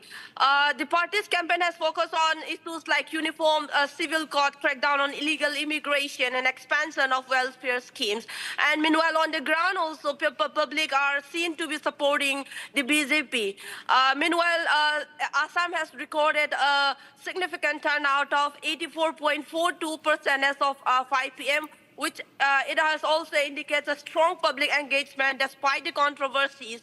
There are many controversies here in Assam today, which is like, it is not just a high stakes of electoral battle, but also a day marked by serious allegations and controversies that are raising questions over the integrity of the process. First and foremost, a major concern has emerged from Difu constituency, where an FIR has now been registered.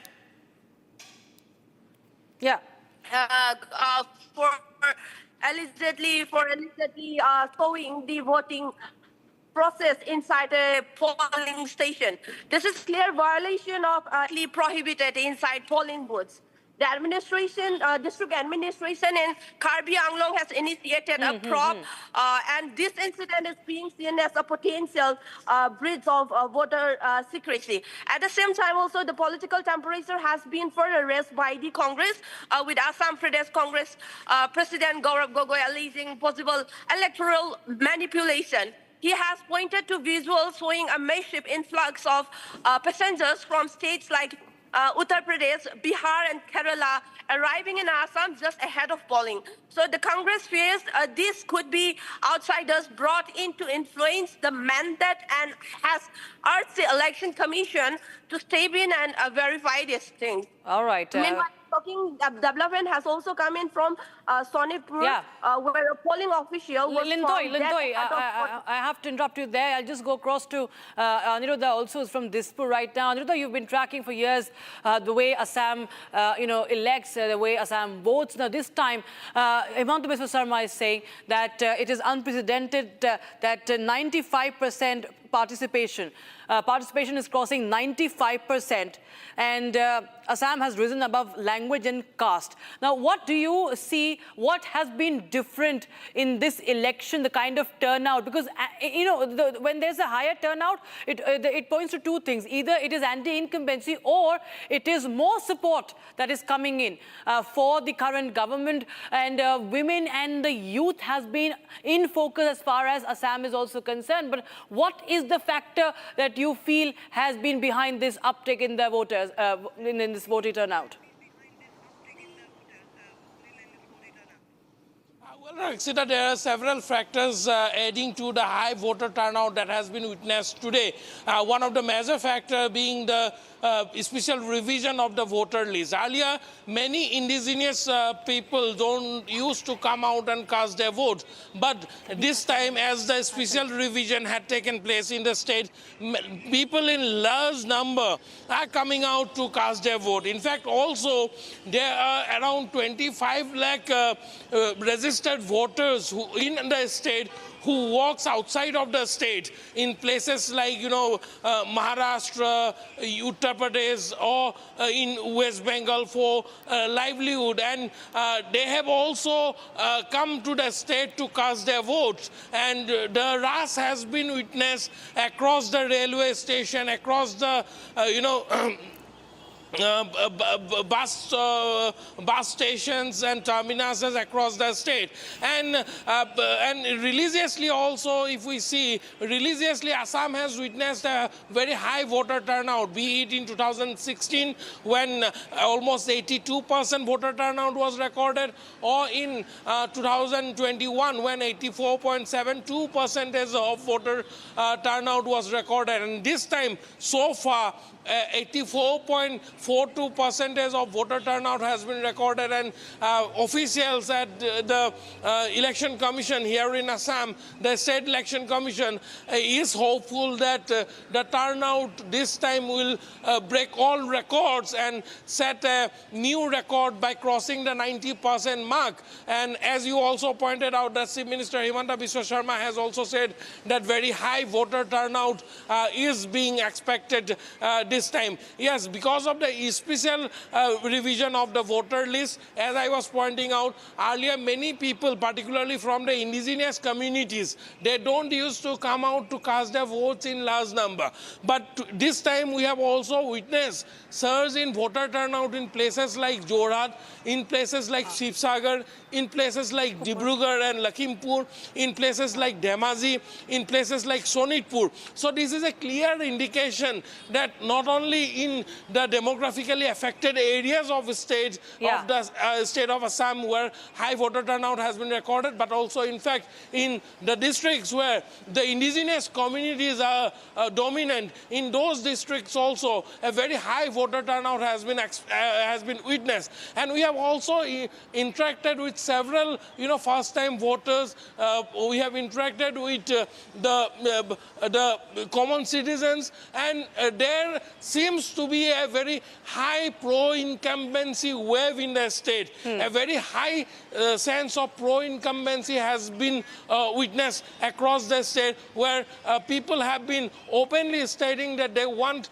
peace, stability, development, and infrastructural push in the state. Absolutely. And that is why they are coming out in large number to cast their vote, Raksita. Yeah.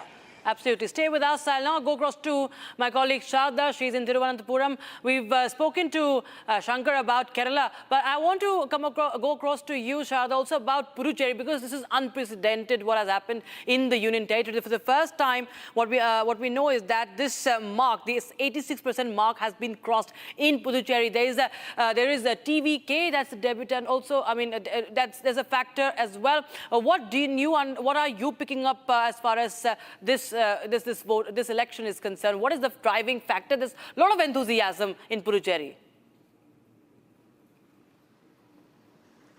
Well, this is the first time that Puducherry has a lot of interest from the people to vote. One being the Vijay factor coming in as a solo party, just with an alliance with a minor party who stepped out from the NR Congress and the BJP leader, forming two alliance leaders who will be contesting from 2 of the 30 constituencies that TVK is leading on. And in other ways, it's also NR Congress with the BJP under the NDA alliance, and there's DMK and Congress, which is the traditional alliance. However, we saw how the DMK and the Congress had a huge fight over the seat sharing process, not just in Tamil Nadu, but as well as Puducherry. Same goes for the NR Congress and the BJP, that until the last minute of the nominations, the place of the constituencies between the seat sharing and the two parties were not decided, which led to the people to look forward for more other options that can come. So Vijay's debut into politics, Puducherry played a major role today for Vijay's TVK. Meanwhile, 86% turnout is huge for Puducherry. Being a small union territory along with Karaikal on the coastal side, Puducherry has always seen only 70 to 75% voter turnout. For the first time in the last 10 years, in any of the last 4 elections, the first time it's crossing the 86.7% mark. This comes after the SIR was conducted. Keeping in mind, 1 lakh votes were removed from the Puducherry Union Territory. To be exact, 97,000 was removed, and then 3,000 new voters were joined in Puducherry when the SIR exercise was conducted last year. So now we can see that this 86% mark is in relation to the SIR that was conducted recently in Puducherry. Rakshita, also with the other parties that's been conducting in the Puducherry, it's likely that the NR Congress and the BJP hold the upper hand, whereas if there's no point of anti-incumbency with NR Congress. Right. Absolutely. Thank you so much, Sharda. Thank you so much, Shankar, Aniruddha and Linthoi for joining us from ground zero and getting us a sense of what is really happening as far as these elections are concerned. So there is a lot of voter enthusiasm, viewers. We brought you the numbers, we brought you the factors. We keep getting you more updates and much more on the other side. It's a very, very short break. That's it from my side on Verdict 2026. Thanks for watching.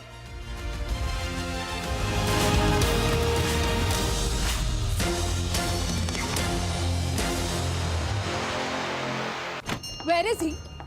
4 घंटे से wait कर रही हूँ उसका. कहाँ है वो? अब भी गया.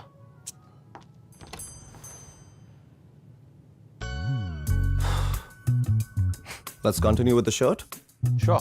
बंदे को लिनन पसंद है तो पसंद है. बोलो आप क्या बनवाओगे? Linen by Arvind. थोड़े में ज्यादा स्वाद, यही तो है इसकी खास बात. वाओ मामा, क्या स्वाद है? अरे मेरे राजा. Amity has been ranked India's #1 not-for-profit private university for 11th year, with top 10 ranked institutions in management, engineering, biotech, law, masscom, telecom, hospitality, fashion and more. Yet another top ranking for Amity University. चमकी चाट से क्या बना है? आलू चाट या fruit चाट. स्वाद बढ़ाए चमकी चाट. क्या बात है? स्वादिष्ट पकोड़े और फरसान. अरे चंकी चाट है इसकी जान. असली स्वाद सिर्फ चंकी चाट. केसरिया से मन जोगी हुआ रे, दिल झूमे देखो मतवारा हुआ रे. केसरिया से मन जोगी हुआ. हर पल मनाओ केसरी त्योहार. विमल, बोलो जुबान केसरी.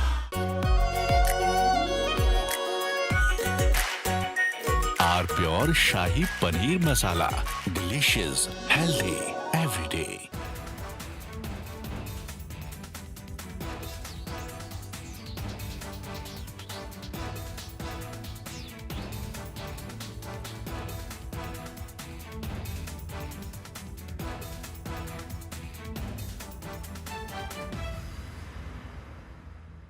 प्यास बुझाए, ठंडक लाए, सबको भाई जीरा से.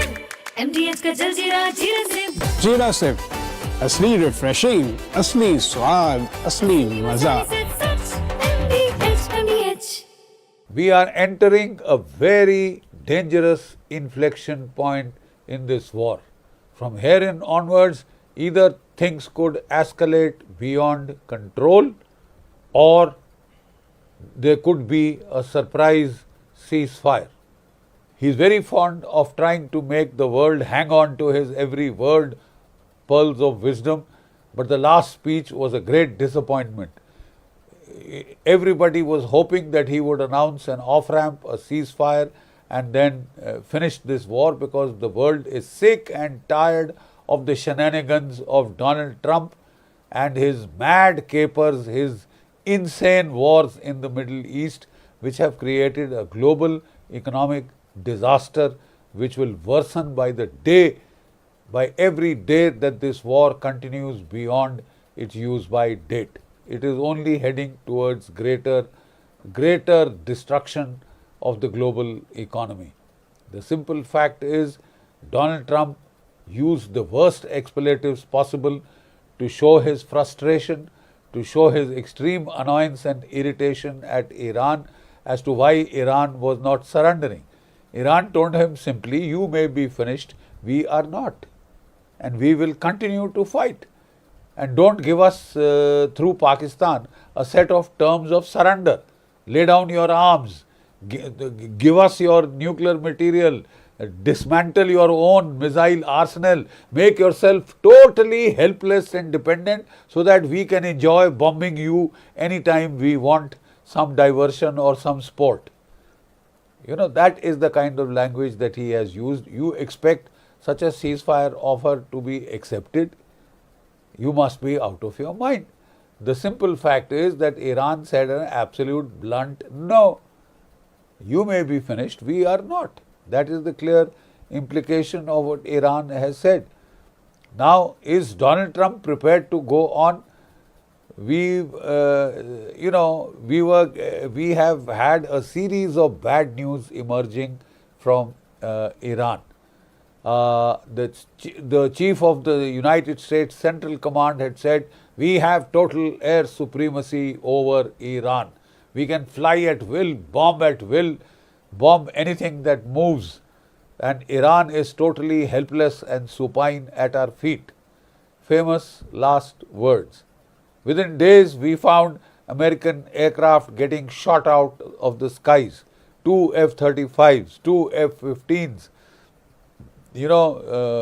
shot out from the air, 1 Warthog A-10 ground attack aircraft, you see.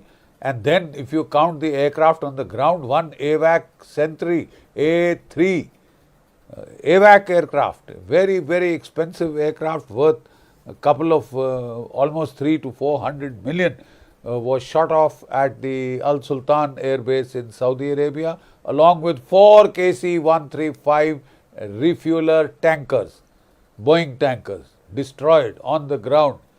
And pictures of those destroyed aircraft were taken from the satellites and put everywhere. America is asking the Maxar, the commercial firms, not to show satellite pictures of their destroyed aircraft and the damage that has been done to Israel and to their air bases. But the Chinese are doing it, and the Iranians are spreading it with great glee. So then we had, over the last 48 hours, there was something that happened which is pretty unique. Whenever there is a break in pattern, you can make.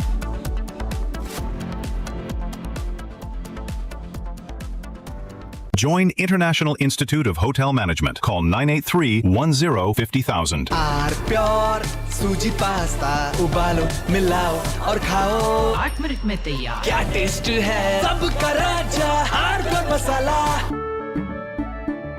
केसरिया से मन जोगी हुआ रे दिल झूमे देखो तुम्हारा हुआ रे केसरिया से मन जोगी हर पल मनाओ केसरी त्योहार। विमल, बोलो जुबान केसरी। चमकी चाट से क्या बना है? सैंडविच लस्सी और छाछ हर घूंट में चमकी चाट ड्राई फ्रूट और दही बड़े चमकी चाट से स्वाद बढ़े। असली स्वाद सिर्फ चंकी चाट।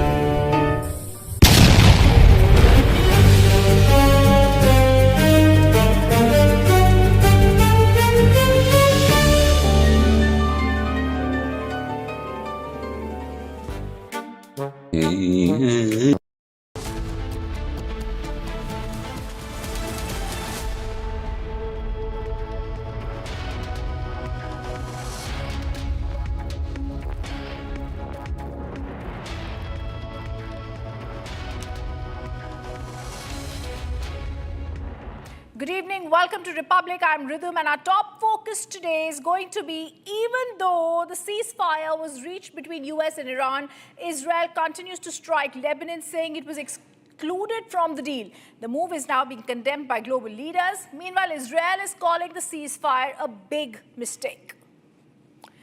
The next story we're going to show you today, viewers, after the aftermath and the extent of destruction caused by the strikes carried out by Israeli forces amid the ceasefire. And I'm going to tell you, confusion is deepening at what Pakistan did, with accused of being sharing conflicting versions of the deal with both Iran and the US, with JD Vance unlikely to visit Pakistan and Iran, slamming the US stance on Lebanon. Now peace talk appears increasingly uncertain. And finally, viewers, we're going to also show you what is the status of the ships movement at the Strait of Hormuz. Post the ceasefire, shipping activity dropped sharply, and after strikes in Lebanon, vessel movement nearly stalled, with the ships reversing the course. Let me now take a look at our top headlines. It's entangled in a ceasefire mess. Pakistan now attacks Israel, asks other nations to take steps against Israel. Pakistan mediated ceasefire claims in jeopardy. Iran says no mediation talks unless Israel stops bombing Lebanon. It's a bigger embarrassment looking for Pakistan. Iranian ambassador to Pakistan deletes the post on Islamabad talks. Later says removed because of some issues. Israel's diaspora affairs minister and member of ruling Liquid Party says the ceasefire with Iran was a mistake.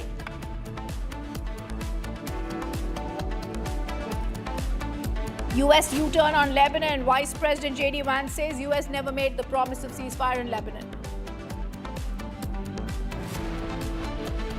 And US media reports expose Pakistan. Reports suggest White House saw and signed off Sharif's post on X.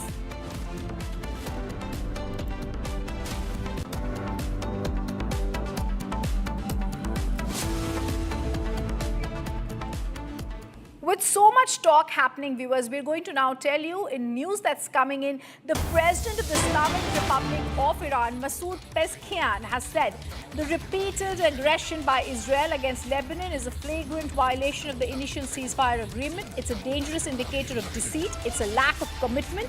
He's also gone on to say they're going to continue supporting the Lebanese brothers and sisters. He said Israel's renewed incursion in Lebanon is in violation of the initial ceasefire agreement. It's very clear. He's also saying that this will be seen as a dangerous sign of deception. It's a lack of commitment to potential agreements. Finally, the Iranian president says our finger remains on the trigger. This is a clear indication by Iran. If Israel does not stop bombing Lebanon, the ceasefire agreement is invalid. He said it is useless. Iran is not going to abandon Lebanese brothers and sisters, and this is going to be seen as a violation of the initial ceasefire agreement. How are we to look at the ceasefire agreement now? Is it going to be seen only as a temporary indicator? Because he's used the words against Israel to be deceit and lack of commitment.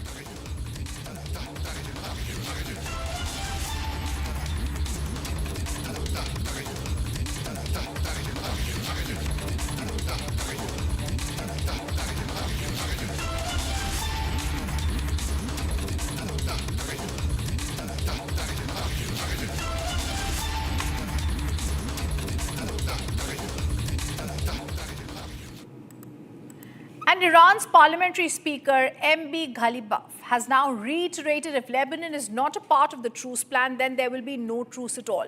He's brought back Iran's 10-point ceasefire demands. This is the breaking news that's coming in. And he says top of the agenda is to stop hostilities against Lebanon and the resistance axis. Iran is clear. If Lebanon is struck, the ceasefire continues. And it crumbles. It does not continue. The big news that's coming in, it seems like the fragile agreement that was reached between Iran and US is now going to be withdrawn. Iran is threatening to withdraw the ceasefire if Lebanon bombing is not stopped by Israel. He says there will be no truce if this does not quickly happen. And this is the news that's just coming in once again, where we are seeing details coming in of Iran's parliamentary speaker, MB Ghalibaf, who has reiterated if Lebanon is not a part of the truce plan, there will be no truce at all.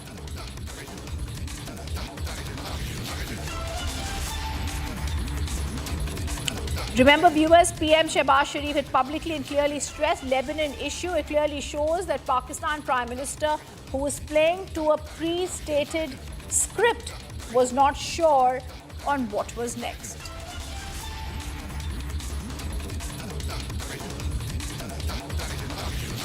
Viewers, tensions in West Asia are escalating again, even as talks of the ceasefire continues.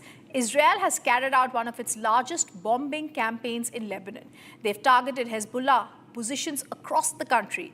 Israeli leaders say the attacks are going to continue, even as Iran and the US trade claims over what the ceasefire actually included.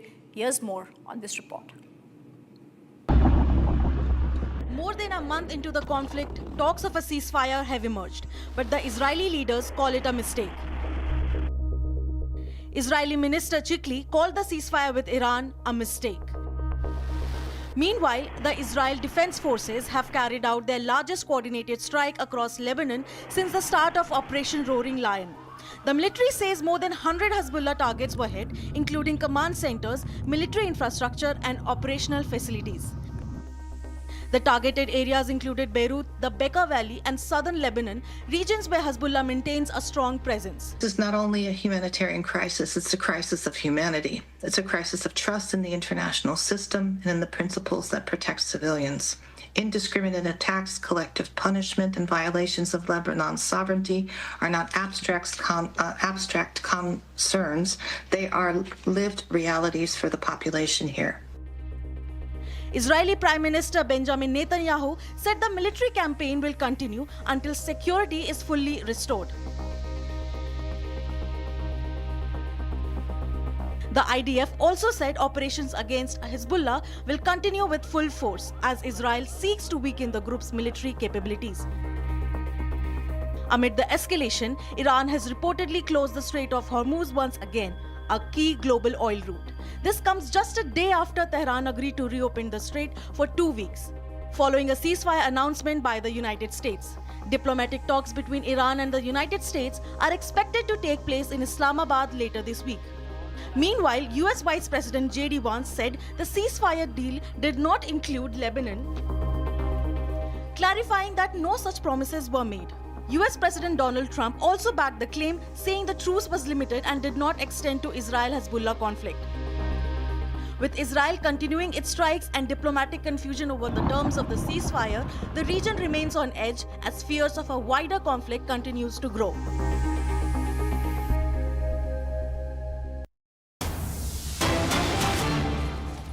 And let's give you breaking news coming in. Lebanese President General Joseph Aoun has said in the communications we are conducting, we were demanding that an opportunity be given, just as it was given to America and Iran, to stop the fire and proceed to negotiations.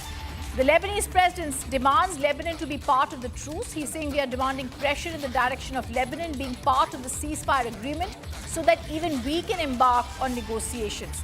It's very clear that the Lebanese are putting their step forward to get some deal and to get a break in the bombardment that's happening in Beirut and in other places.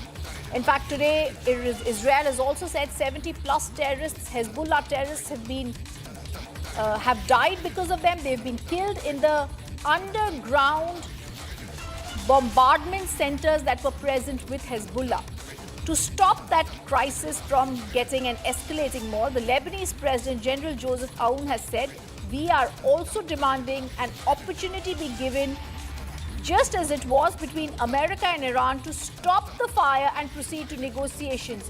This is a big step forward by the Lebanese President General Joseph Aoun, who has said we are demanding pressure in the direction of Lebanon being part of the ceasefire so that we can embark on negotiations.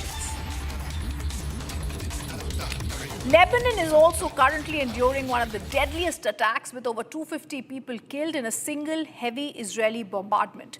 This comes after US brokered 2-week regional pause that has already been marred in diplomatic friction. While Iran insists that all hostilities in Lebanon must cease for the deadlock and for the deal to hold, Washington has clarified Lebanon is not included in the current terms. As the bombardment continues, the country remains trapped in a lethal grey zone. Nations have reacted sharply against the attack. They've urged Lebanon should also be included in the deal. Israel goes all out on Lebanon, launching its heaviest ever attack against the country. Just as the US struck a ceasefire deal with Iran, Israel has maintained that Lebanon is not included in it. US President JD Vance, who was one of the key mediators in striking the deal, categorically stated Lebanon is in fact not included. And there's a lot of bad faith negotiation and a lot of bad faith, propaganda going on. I think this comes from a legitimate misunderstanding. I think the Iranians thought that the ceasefire included Lebanon, and it just didn't. We never made that promise. We never indicated that was going to be the case. What we said is that the ceasefire would be focused on Iran, and the ceasefire would be focused on America's allies, both Israel and the Gulf Arab states. This has given a green light to Israel to launch one of its heaviest attacks against Lebanon, killing over 250 people in a single day. Nations have condemned the heavy civilian death toll in the strikes. Spain condemned the strikes and said Israel violated the ceasefire by launching airstrikes on Lebanon. Australian Prime Minister Anthony Albanese has reacted on Lebanon not being included as part of the ceasefire, saying that the deal must extend to Beirut. France has urged all sides to respect the ceasefire, condemning Israeli strikes on Lebanon. The Lebanese Prime Minister Nawaf Salam said Israel attacked densely populated neighborhoods and killed defenseless civilians. The European Commission and the United Nations have also equally condemned the attack against civilians, saying that the strikes must end. The question now arises if the 2-week pause meant anything regarding peace process in the region. Can a peace deal hold if one country in the region continues to be targeted by a party in the ceasefire deal?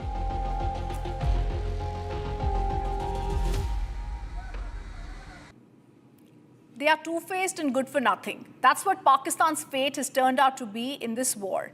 In the latest set of developments, Pakistan has once again deceived the ones who trusted it. Now Iran alleges Pakistan said and altered the actual truce, demanding that Tehran had sent for the United States. Trump earlier called Iran's plan a 10-point wish list. Today, he called it a fake plan forwarded by a section of Western media. So let me be clear and correct the record. The Iranians originally put forward a 10-point plan that was fundamentally unserious, unacceptable, and completely discarded. It was literally thrown in the garbage by President Trump and his negotiating team. Many outlets in this room have falsely reported on that plan as being acceptable to the United States, and that is false. With the president's deadline fast approaching and the United States military completely decimating Iran with each passing hour, the regime acknowledged reality to the negotiating team. They put forward a more reasonable and entirely different and condensed plan to the president and his team. President Trump and the team determined the new modified plan was a workable basis on which to negotiate and to align it with our own 15-point proposal. While Pakistan has invited the warring parties for peace talks, reports hint that JD Vance won't be traveling to Pakistan over security concerns. It was perceived earlier that Pakistan was towing America's line, but Pakistan was deceiving everyone. As per Iranian media reports, Pakistan has handed an entirely different version of agreements to Iran. On the other side, the Iranian media claims Islamabad handed a different version of the deal to the US, a version which was different from the one that Iran initially compiled. Meanwhile, Iran has slammed the US and Israel, saying going back on Lebanon is a deal breaker. In another major embarrassment, the Iranian ambassador to Pakistan deleted a post confirming that Tehran's negotiating team will arrive in Islamabad tonight. Iran's visit to Pakistan for talks now looks unlikely, leaving Pakistan to deal with the fallout of another embarrassment. And there's breaking news coming in. US-Iran talks in Islamabad will be held at a military cantonment under tight security. Pakistan Army is going to take charge of the security arrangements. Breaking news that's coming in is there's going to likely be a terror threat that's looming large on the US-Iran talks in Pakistan. It's the entire Islamabad that's going to be declared a red zone by the Pak Army. There are going to be heavy vehicles not going to be allowed to enter Islamabad. Let me also go across to my colleague Gesu, who's joining us and giving us more details. Gesu, Pakistan Army is the one that they're going to be looking at for help. However, the big question is, how is the security going to be managed by a terror state like Pakistan?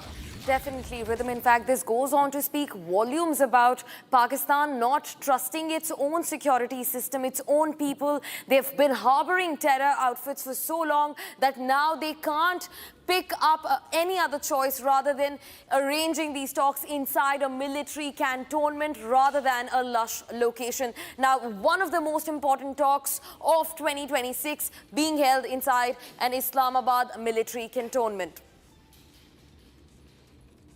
Viewers, now let's take a look at what's been happening to the Strait of Hormuz, the largest economic corridor for all global oil supplies, the largest choke point for energy lifeline for the entire globe. Let's take a look at what has happened before and what has happened after the truce was announced by US President Donald Trump. Now, first, we're going to look at April 6th, the day right before the truce was announced. Now, the status of the Strait of Hormuz remained limited North Corridor usage. Now remember, North Corridor completely manned by the IRGC Navy and Iran, and also Oman to some extent on the other side. Now 11 vessels passed through the Hormuz Strait on the 6th of April, just a day before the truce. In fact, those vessels also used Iran-held route through the Larak Island. That is the route that they had used to surpass the contentious waters. And 2 Pak-bound tankers had to make a U-turn since they did not have permission from the IRGC.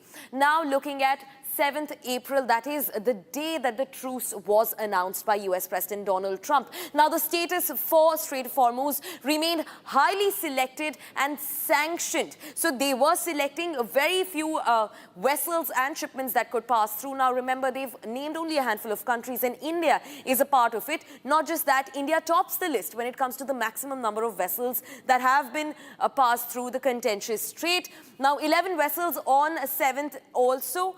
11 vessels passed through the Hormuz Strait on the 7th of April as well. This included 3 tankers and 4 bulk carriers. Now, this was classified as a sanctioned risk by the Iranian military. Now, we're talking about the 8th of April, the day after truce was announced by US President Donald Trump.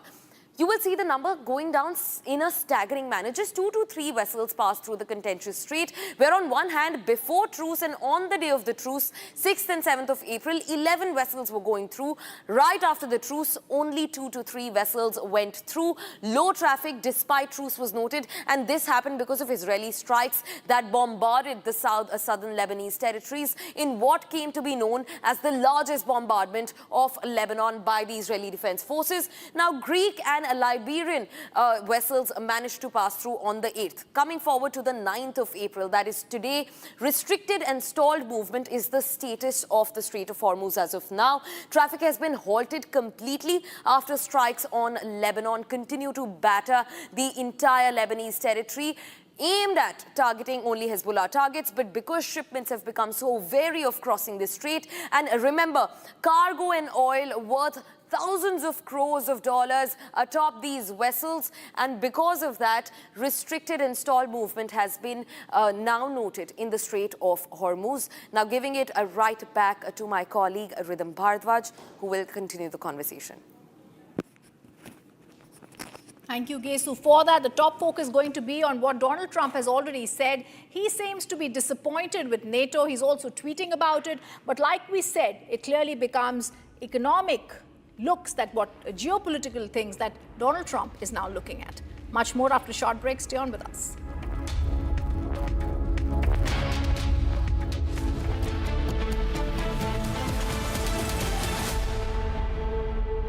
Where is he? 4 घंटे से wait कर रही हूँ उसका. कहाँ है वो? अब भी गया.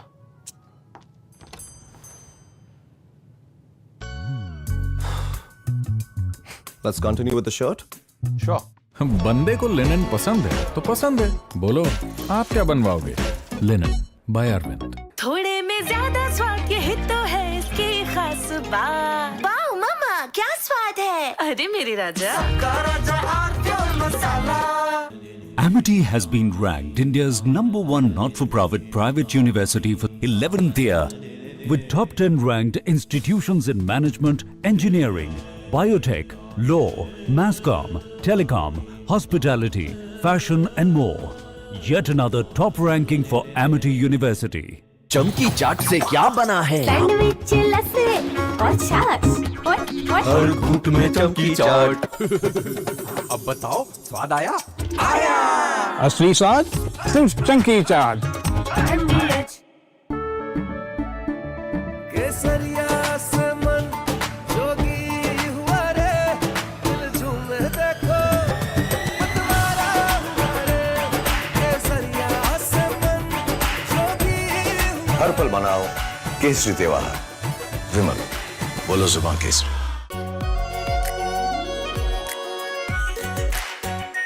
Are pure shahi paneer masala. Delicious, healthy, everyday.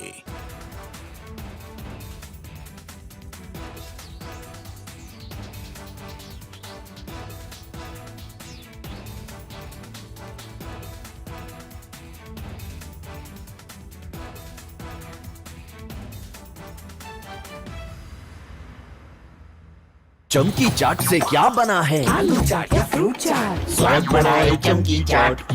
क्या बात है. स्वादिष्ट पकोड़े और फरसान. अरे चंकी चाट है इसकी जान. असली स्वाद सिर्फ चंकी चाट. We are entering a very dangerous inflection point in this war. From here in onwards, either things could escalate beyond control or there could be a surprise ceasefire. He is very fond of trying to make the world hang on to his every word, pearls of wisdom, but the last speech was a great disappointment.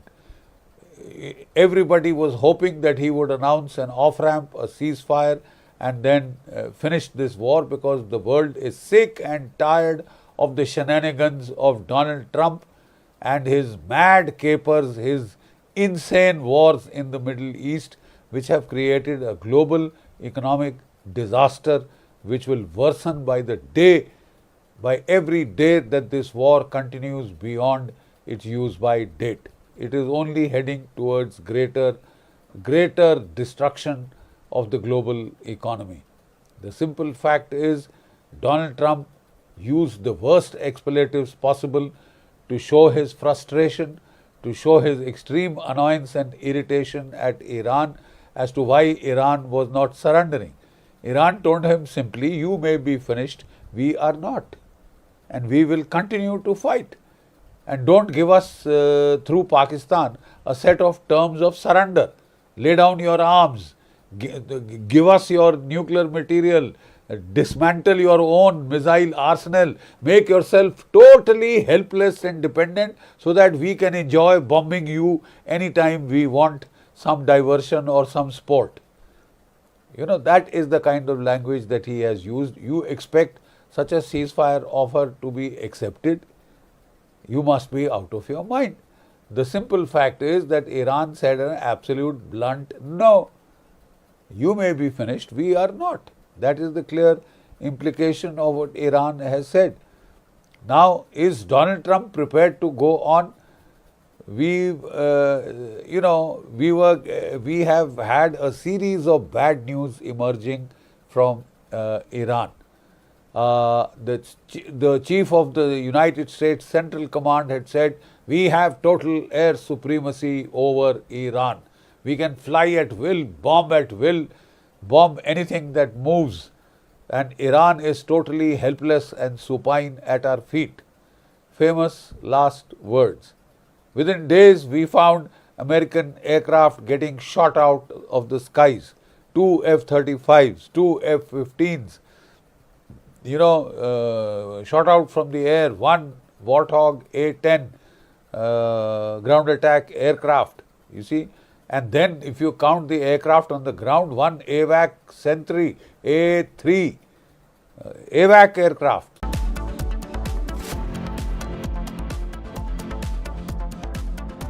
Join International Institute of Hotel Management. Call 983-10-50,000. R pure सूजी pasta उबालो मिलाओ और खाओ 8 minute में तैयार। क्या taste है सबका राजा आर प्योर मसाला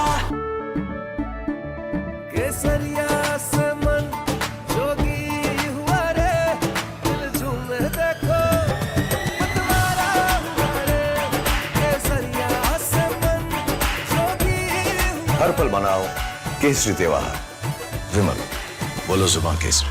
प्यास बुझाए ठंडक लाए सबको भाई जीरा से MDH का जलजीरा जीरा से जीरा सिप, असली रिफ्रेशिंग, असली स्वाद, असली मजा। MDH थोड़े में ज्यादा स्वाद यही तो है इसकी खास बात। वाओ मम्मा क्या स्वाद है। अरे मेरी राजा राजा R pure masala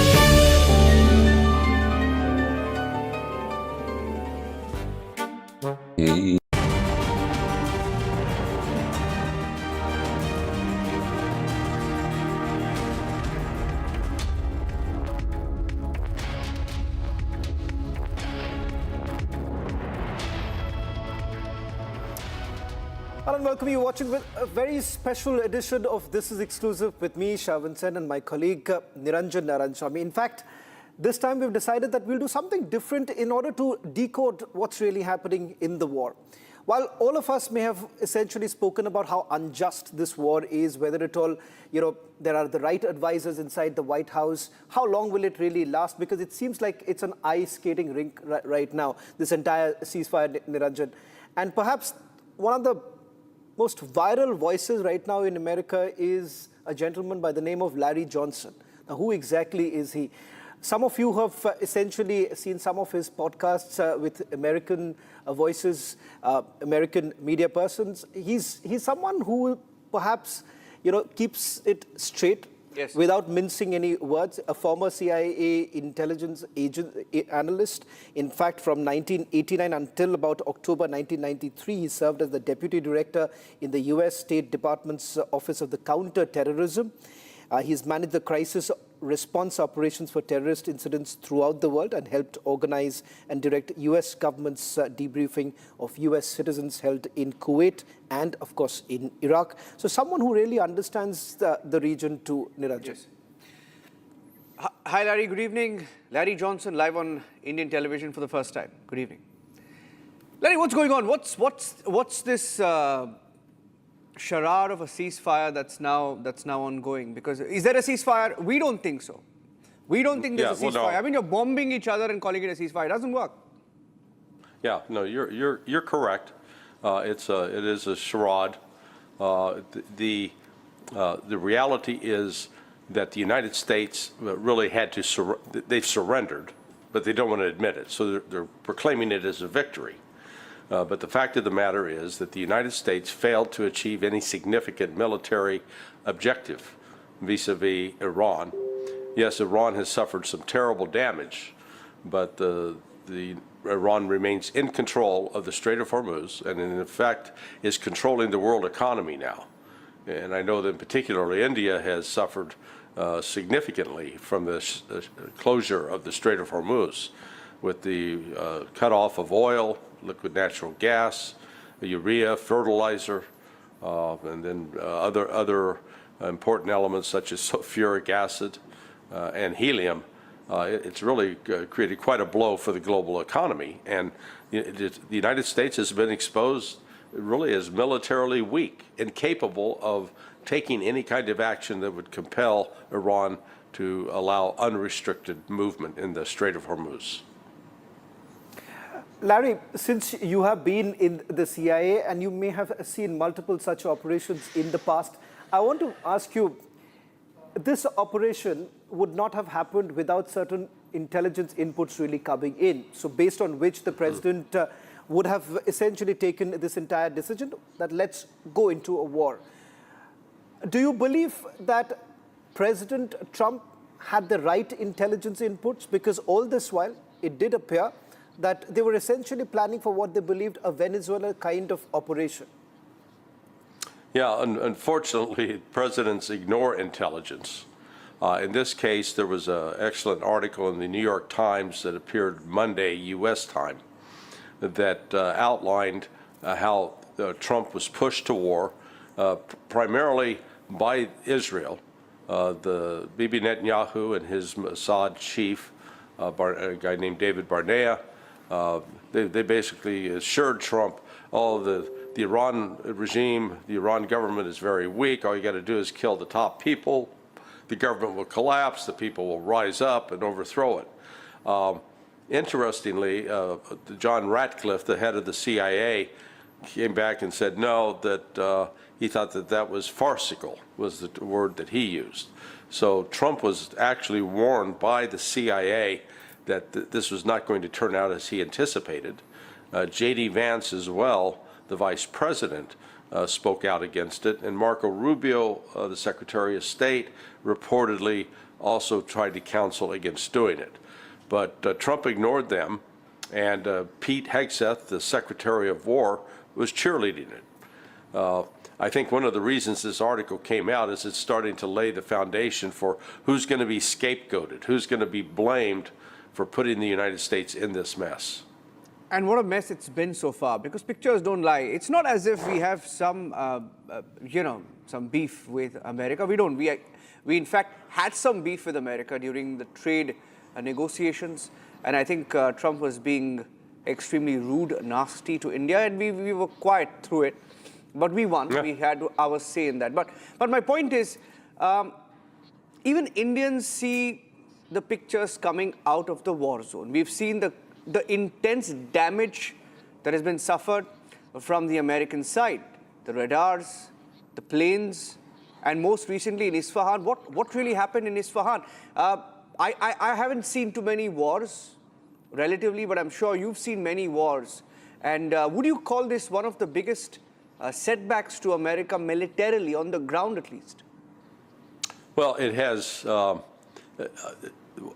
The damage has been done in terms of the U.S. bases that are in the Persian Gulf, in Qatar, United Arab Emirates, Saudi Arabia, Bahrain, Kuwait. The U.S. had about 13 bases. My understanding is at least 8 to 10 of those have been abandoned because of the damage that Iran has done.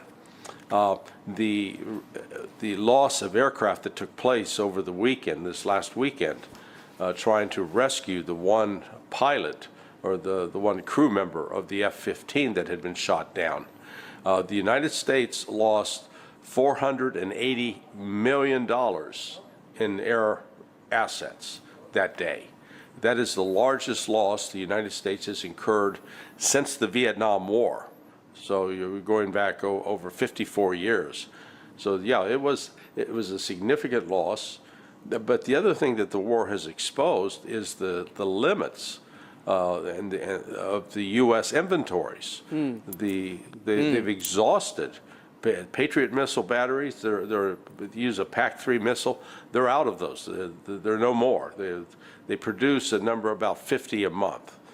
So they don't have a warehouse full of them. Similarly, for the THAAD missile, the same can be said for the Tomahawk missile. And then compounding all of this. So, Larry, you are saying that they are out of stock? There isn't enough ammunition when it comes to Tomahawk? Because Tomahawk has been spoken about, but you're saying that the production of THAAD missiles, that too seems to have now taken a hit? Correct. Yeah, no, they've exhausted that. The production rate for like THAAD missiles is about 8 per month. But the problem they now have is that some of the key minerals required to produce those weapons come from China in rare earth minerals, and China has cut the United States off from those. So, the United States has really exposed itself as being very, very vulnerable right now. If a war was to break out between the United States and China... Isn't this quite surprising? Because you're talking about the world's, the most powerful military. When someone like you, as a CIA analyst, you're saying that, look here, America seems to be vulnerable. Now, that's quite a statement, Niranjan. Yeah. I don't think so. I would have really heard anyone saying that America is vulnerable, because that's rarely come across from anyone. So, Larry, when you say vulnerable, help us understand, how is America really vulnerable today? Well, let me correct you on one aspect. I would disagree that America has the most powerful military in the world. Why would you say that? However, we have the most expensive. We spend, the PAC-3 missile, for example, those cost between $4 million and $6 million. And they are, when you fire them at an incoming threat, you usually have to fire 2. So let's just say that, let's go with the lower figure. That's $8 million that you're firing at, say, a $50,000 drone. The mathematics on it just doesn't work.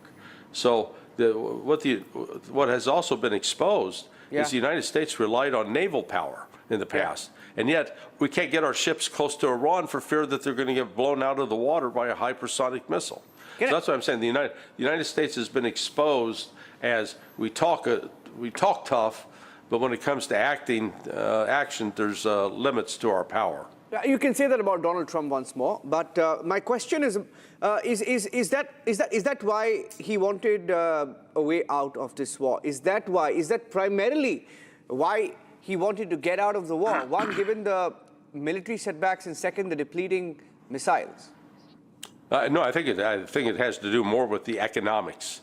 the economic impact of the shutdown of the Strait of Hormuz is going to, it has plunged the world into recession.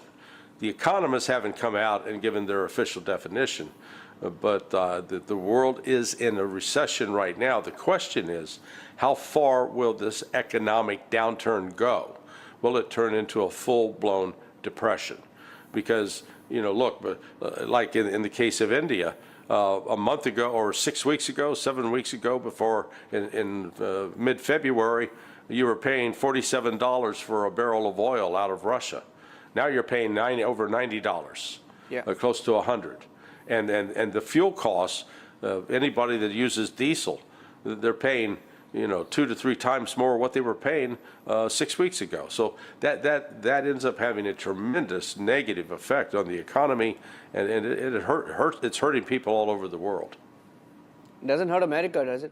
I mean, he says you can buy American oil? Yes. Oh, yeah. No, listen, gas, on February 28th, I was paying $2.54 for a gallon of gas. Now I'm paying $3.92, and that's in 6 weeks. And the diesel prices have gone up even more. So, the American public is very unhappy with that. That's one of the, and I think that's now actually a driving force for Trump trying to get himself out of this mess that he has plunged himself into. But let's emphasize, this attack on Iran was an illegal, immoral attack. There was no justification for it whatsoever. But they say, but they say that the regime was completely dangerous. No. Trump says that Benjamin Netanyahu's perhaps most cherished dream would be to finish off the entire regime. They say that it was dangerous for the entire region, and that is the reason why it's not an immoral war to begin with. Yeah, that's rich coming from Netanyahu. Iran has not, until this war, until it was attacked and responded to that attack by hitting Saudi Arabia, Qatar, Bahrain, United Arab Emirates, because they allowed their territory to be used to launch that attack. Until then, Iran had never attacked any of its neighbors. It was Iraq back in 1980 with the support and encouragement of the United States that attacked Iran. But they had proxies. Hezbollah is an Iranian proxy. Again, that is exaggerated. Supporting Hezbollah, who has been fighting against an illegal occupation of Palestinian lands by a bunch of European Jews who showed up claiming that this was their land, and a lot of them are atheists. They don't believe in God, and yet they claim, oh, God gave us this land. I mean, it's ridiculous. So, no, Iran has supported the Shia populations that have been attacked by the United States, by the West. And throughout this period, the United States has continued with this lie that Iran is this big terrorist threat. The statistics, my old office at State Department publishes every year the statistics about which groups are carrying out the terrorist attacks. Iran is not the number 1. It's not even the number 10.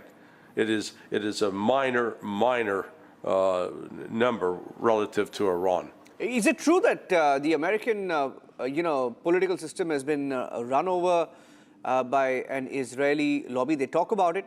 You must have seen it up close. How deep is it? And did they really take you to war?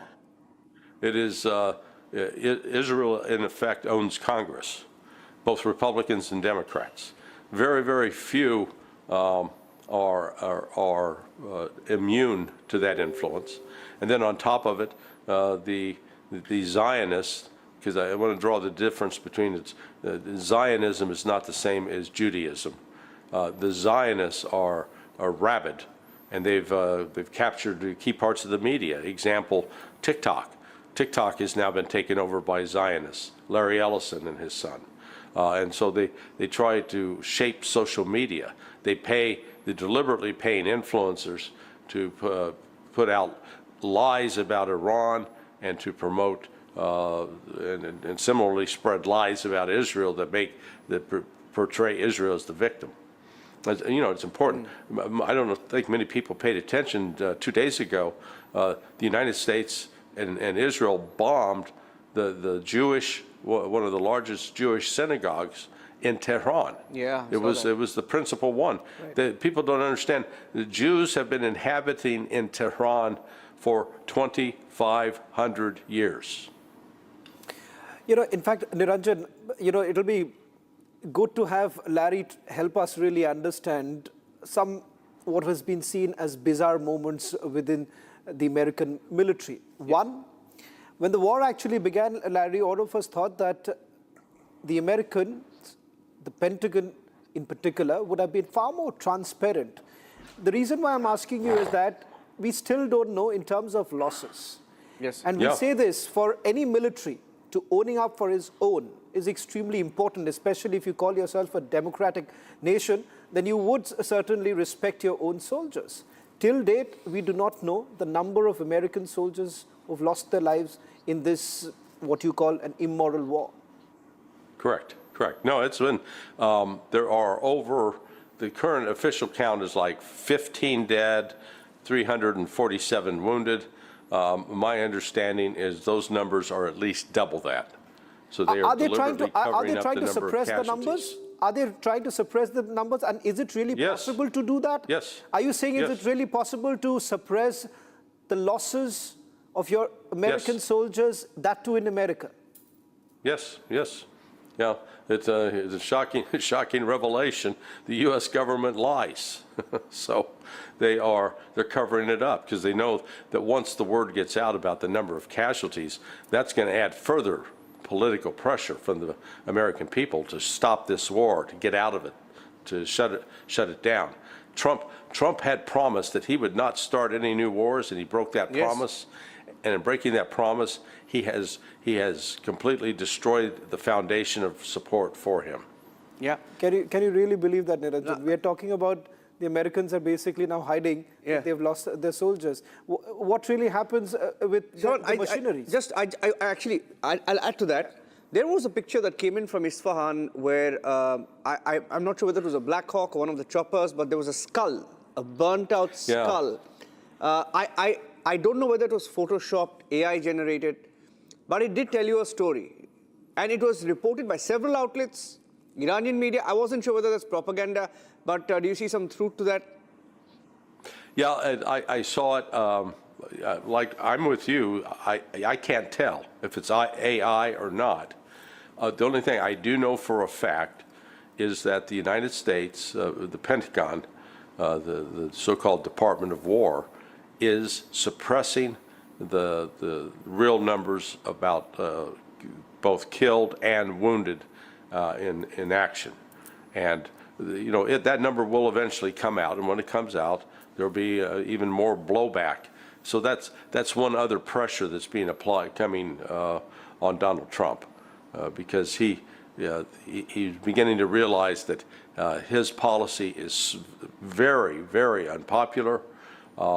And right now, I think it's something like even 60% of Republicans oppose him. Tell me something, Larry. For someone like Shawan was saying, my colleague Shawan, that he's been boasting about, you know, brokering peace, bringing ceasefire to many wars, and he's tried to make such claims about India and Pakistan in the past. Made no sense, obviously, because, you know, I don't know where he gets those details from. He likes to make up and dream about these things. For someone like him, for him to go into this war against someone like Iran, grossly underestimated how Iran would hit back, right? Right. Someone has obviously misled him. What do you think the real intent was? It's certainly not as if his advisors didn't know what was coming, isn't it? Well, actually, it's his own fault, and part of it's his age. There's something called confabulation. Confabulation is one of the early symptoms of dementia. And what that means is a person like Donald Trump will say things like, oh, I stopped the war between Pakistan and India. I brought that war to a halt, and genuinely believes what he's saying, but it's not true. It's objectively not true. But Trump, in his own mind, believes it's true. And that the same thing applies to all the other wars that he claims to have stopped. So he is mentally now unfit to continue as president, in my view, and needs to be removed from office. The 25th Amendment needs to be invoked. He's always been a narcissist, but at least he seemed to have some touch with reality. Now he has lost touch with reality. You know, in fact, Larry, Niranjan, in fact, over the weekend, when this entire operation that was carried out by the US Navy SEALs and the elite commandos, I was going through the entire timeline of what really happened, and on the face of it, it really came across as, wow, it's really possible, and the manner in which it was basically conducted. If you simply go by what they've been putting out, whether there is any truth to it or not, that came out much later. Larry, I want to understand from you, what really happened? Was there a rescue operation to get just an airman, or was it more than what meets the eye? Because it seems that the airman lost his way in a different location. The C-130 gets bombed in a different location, not very far away from Isfahan, not very far away from Natanz.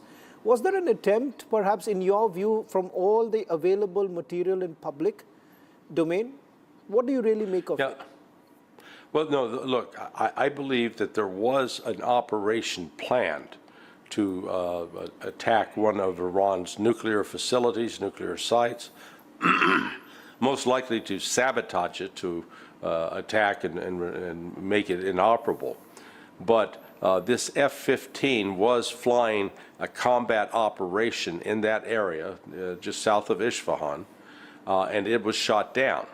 When it went down, the Pentagon immediately put out word that it had been shot down in another part of Iran, 120 miles, roughly 200 kilometers southwest of the actual location where this had taken place.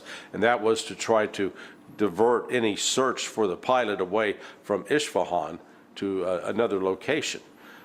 So it was a genuine rescue operation, but that operation used assets that originally were positioned for that attack on one of the nuclear sites. It got repurposed, I think is the best way to say it. So this may have inadvertent. I think that shoot down and recovery probably led to a decision to cancel any further attempt to launch that kind of special operations mission against a nuclear plant.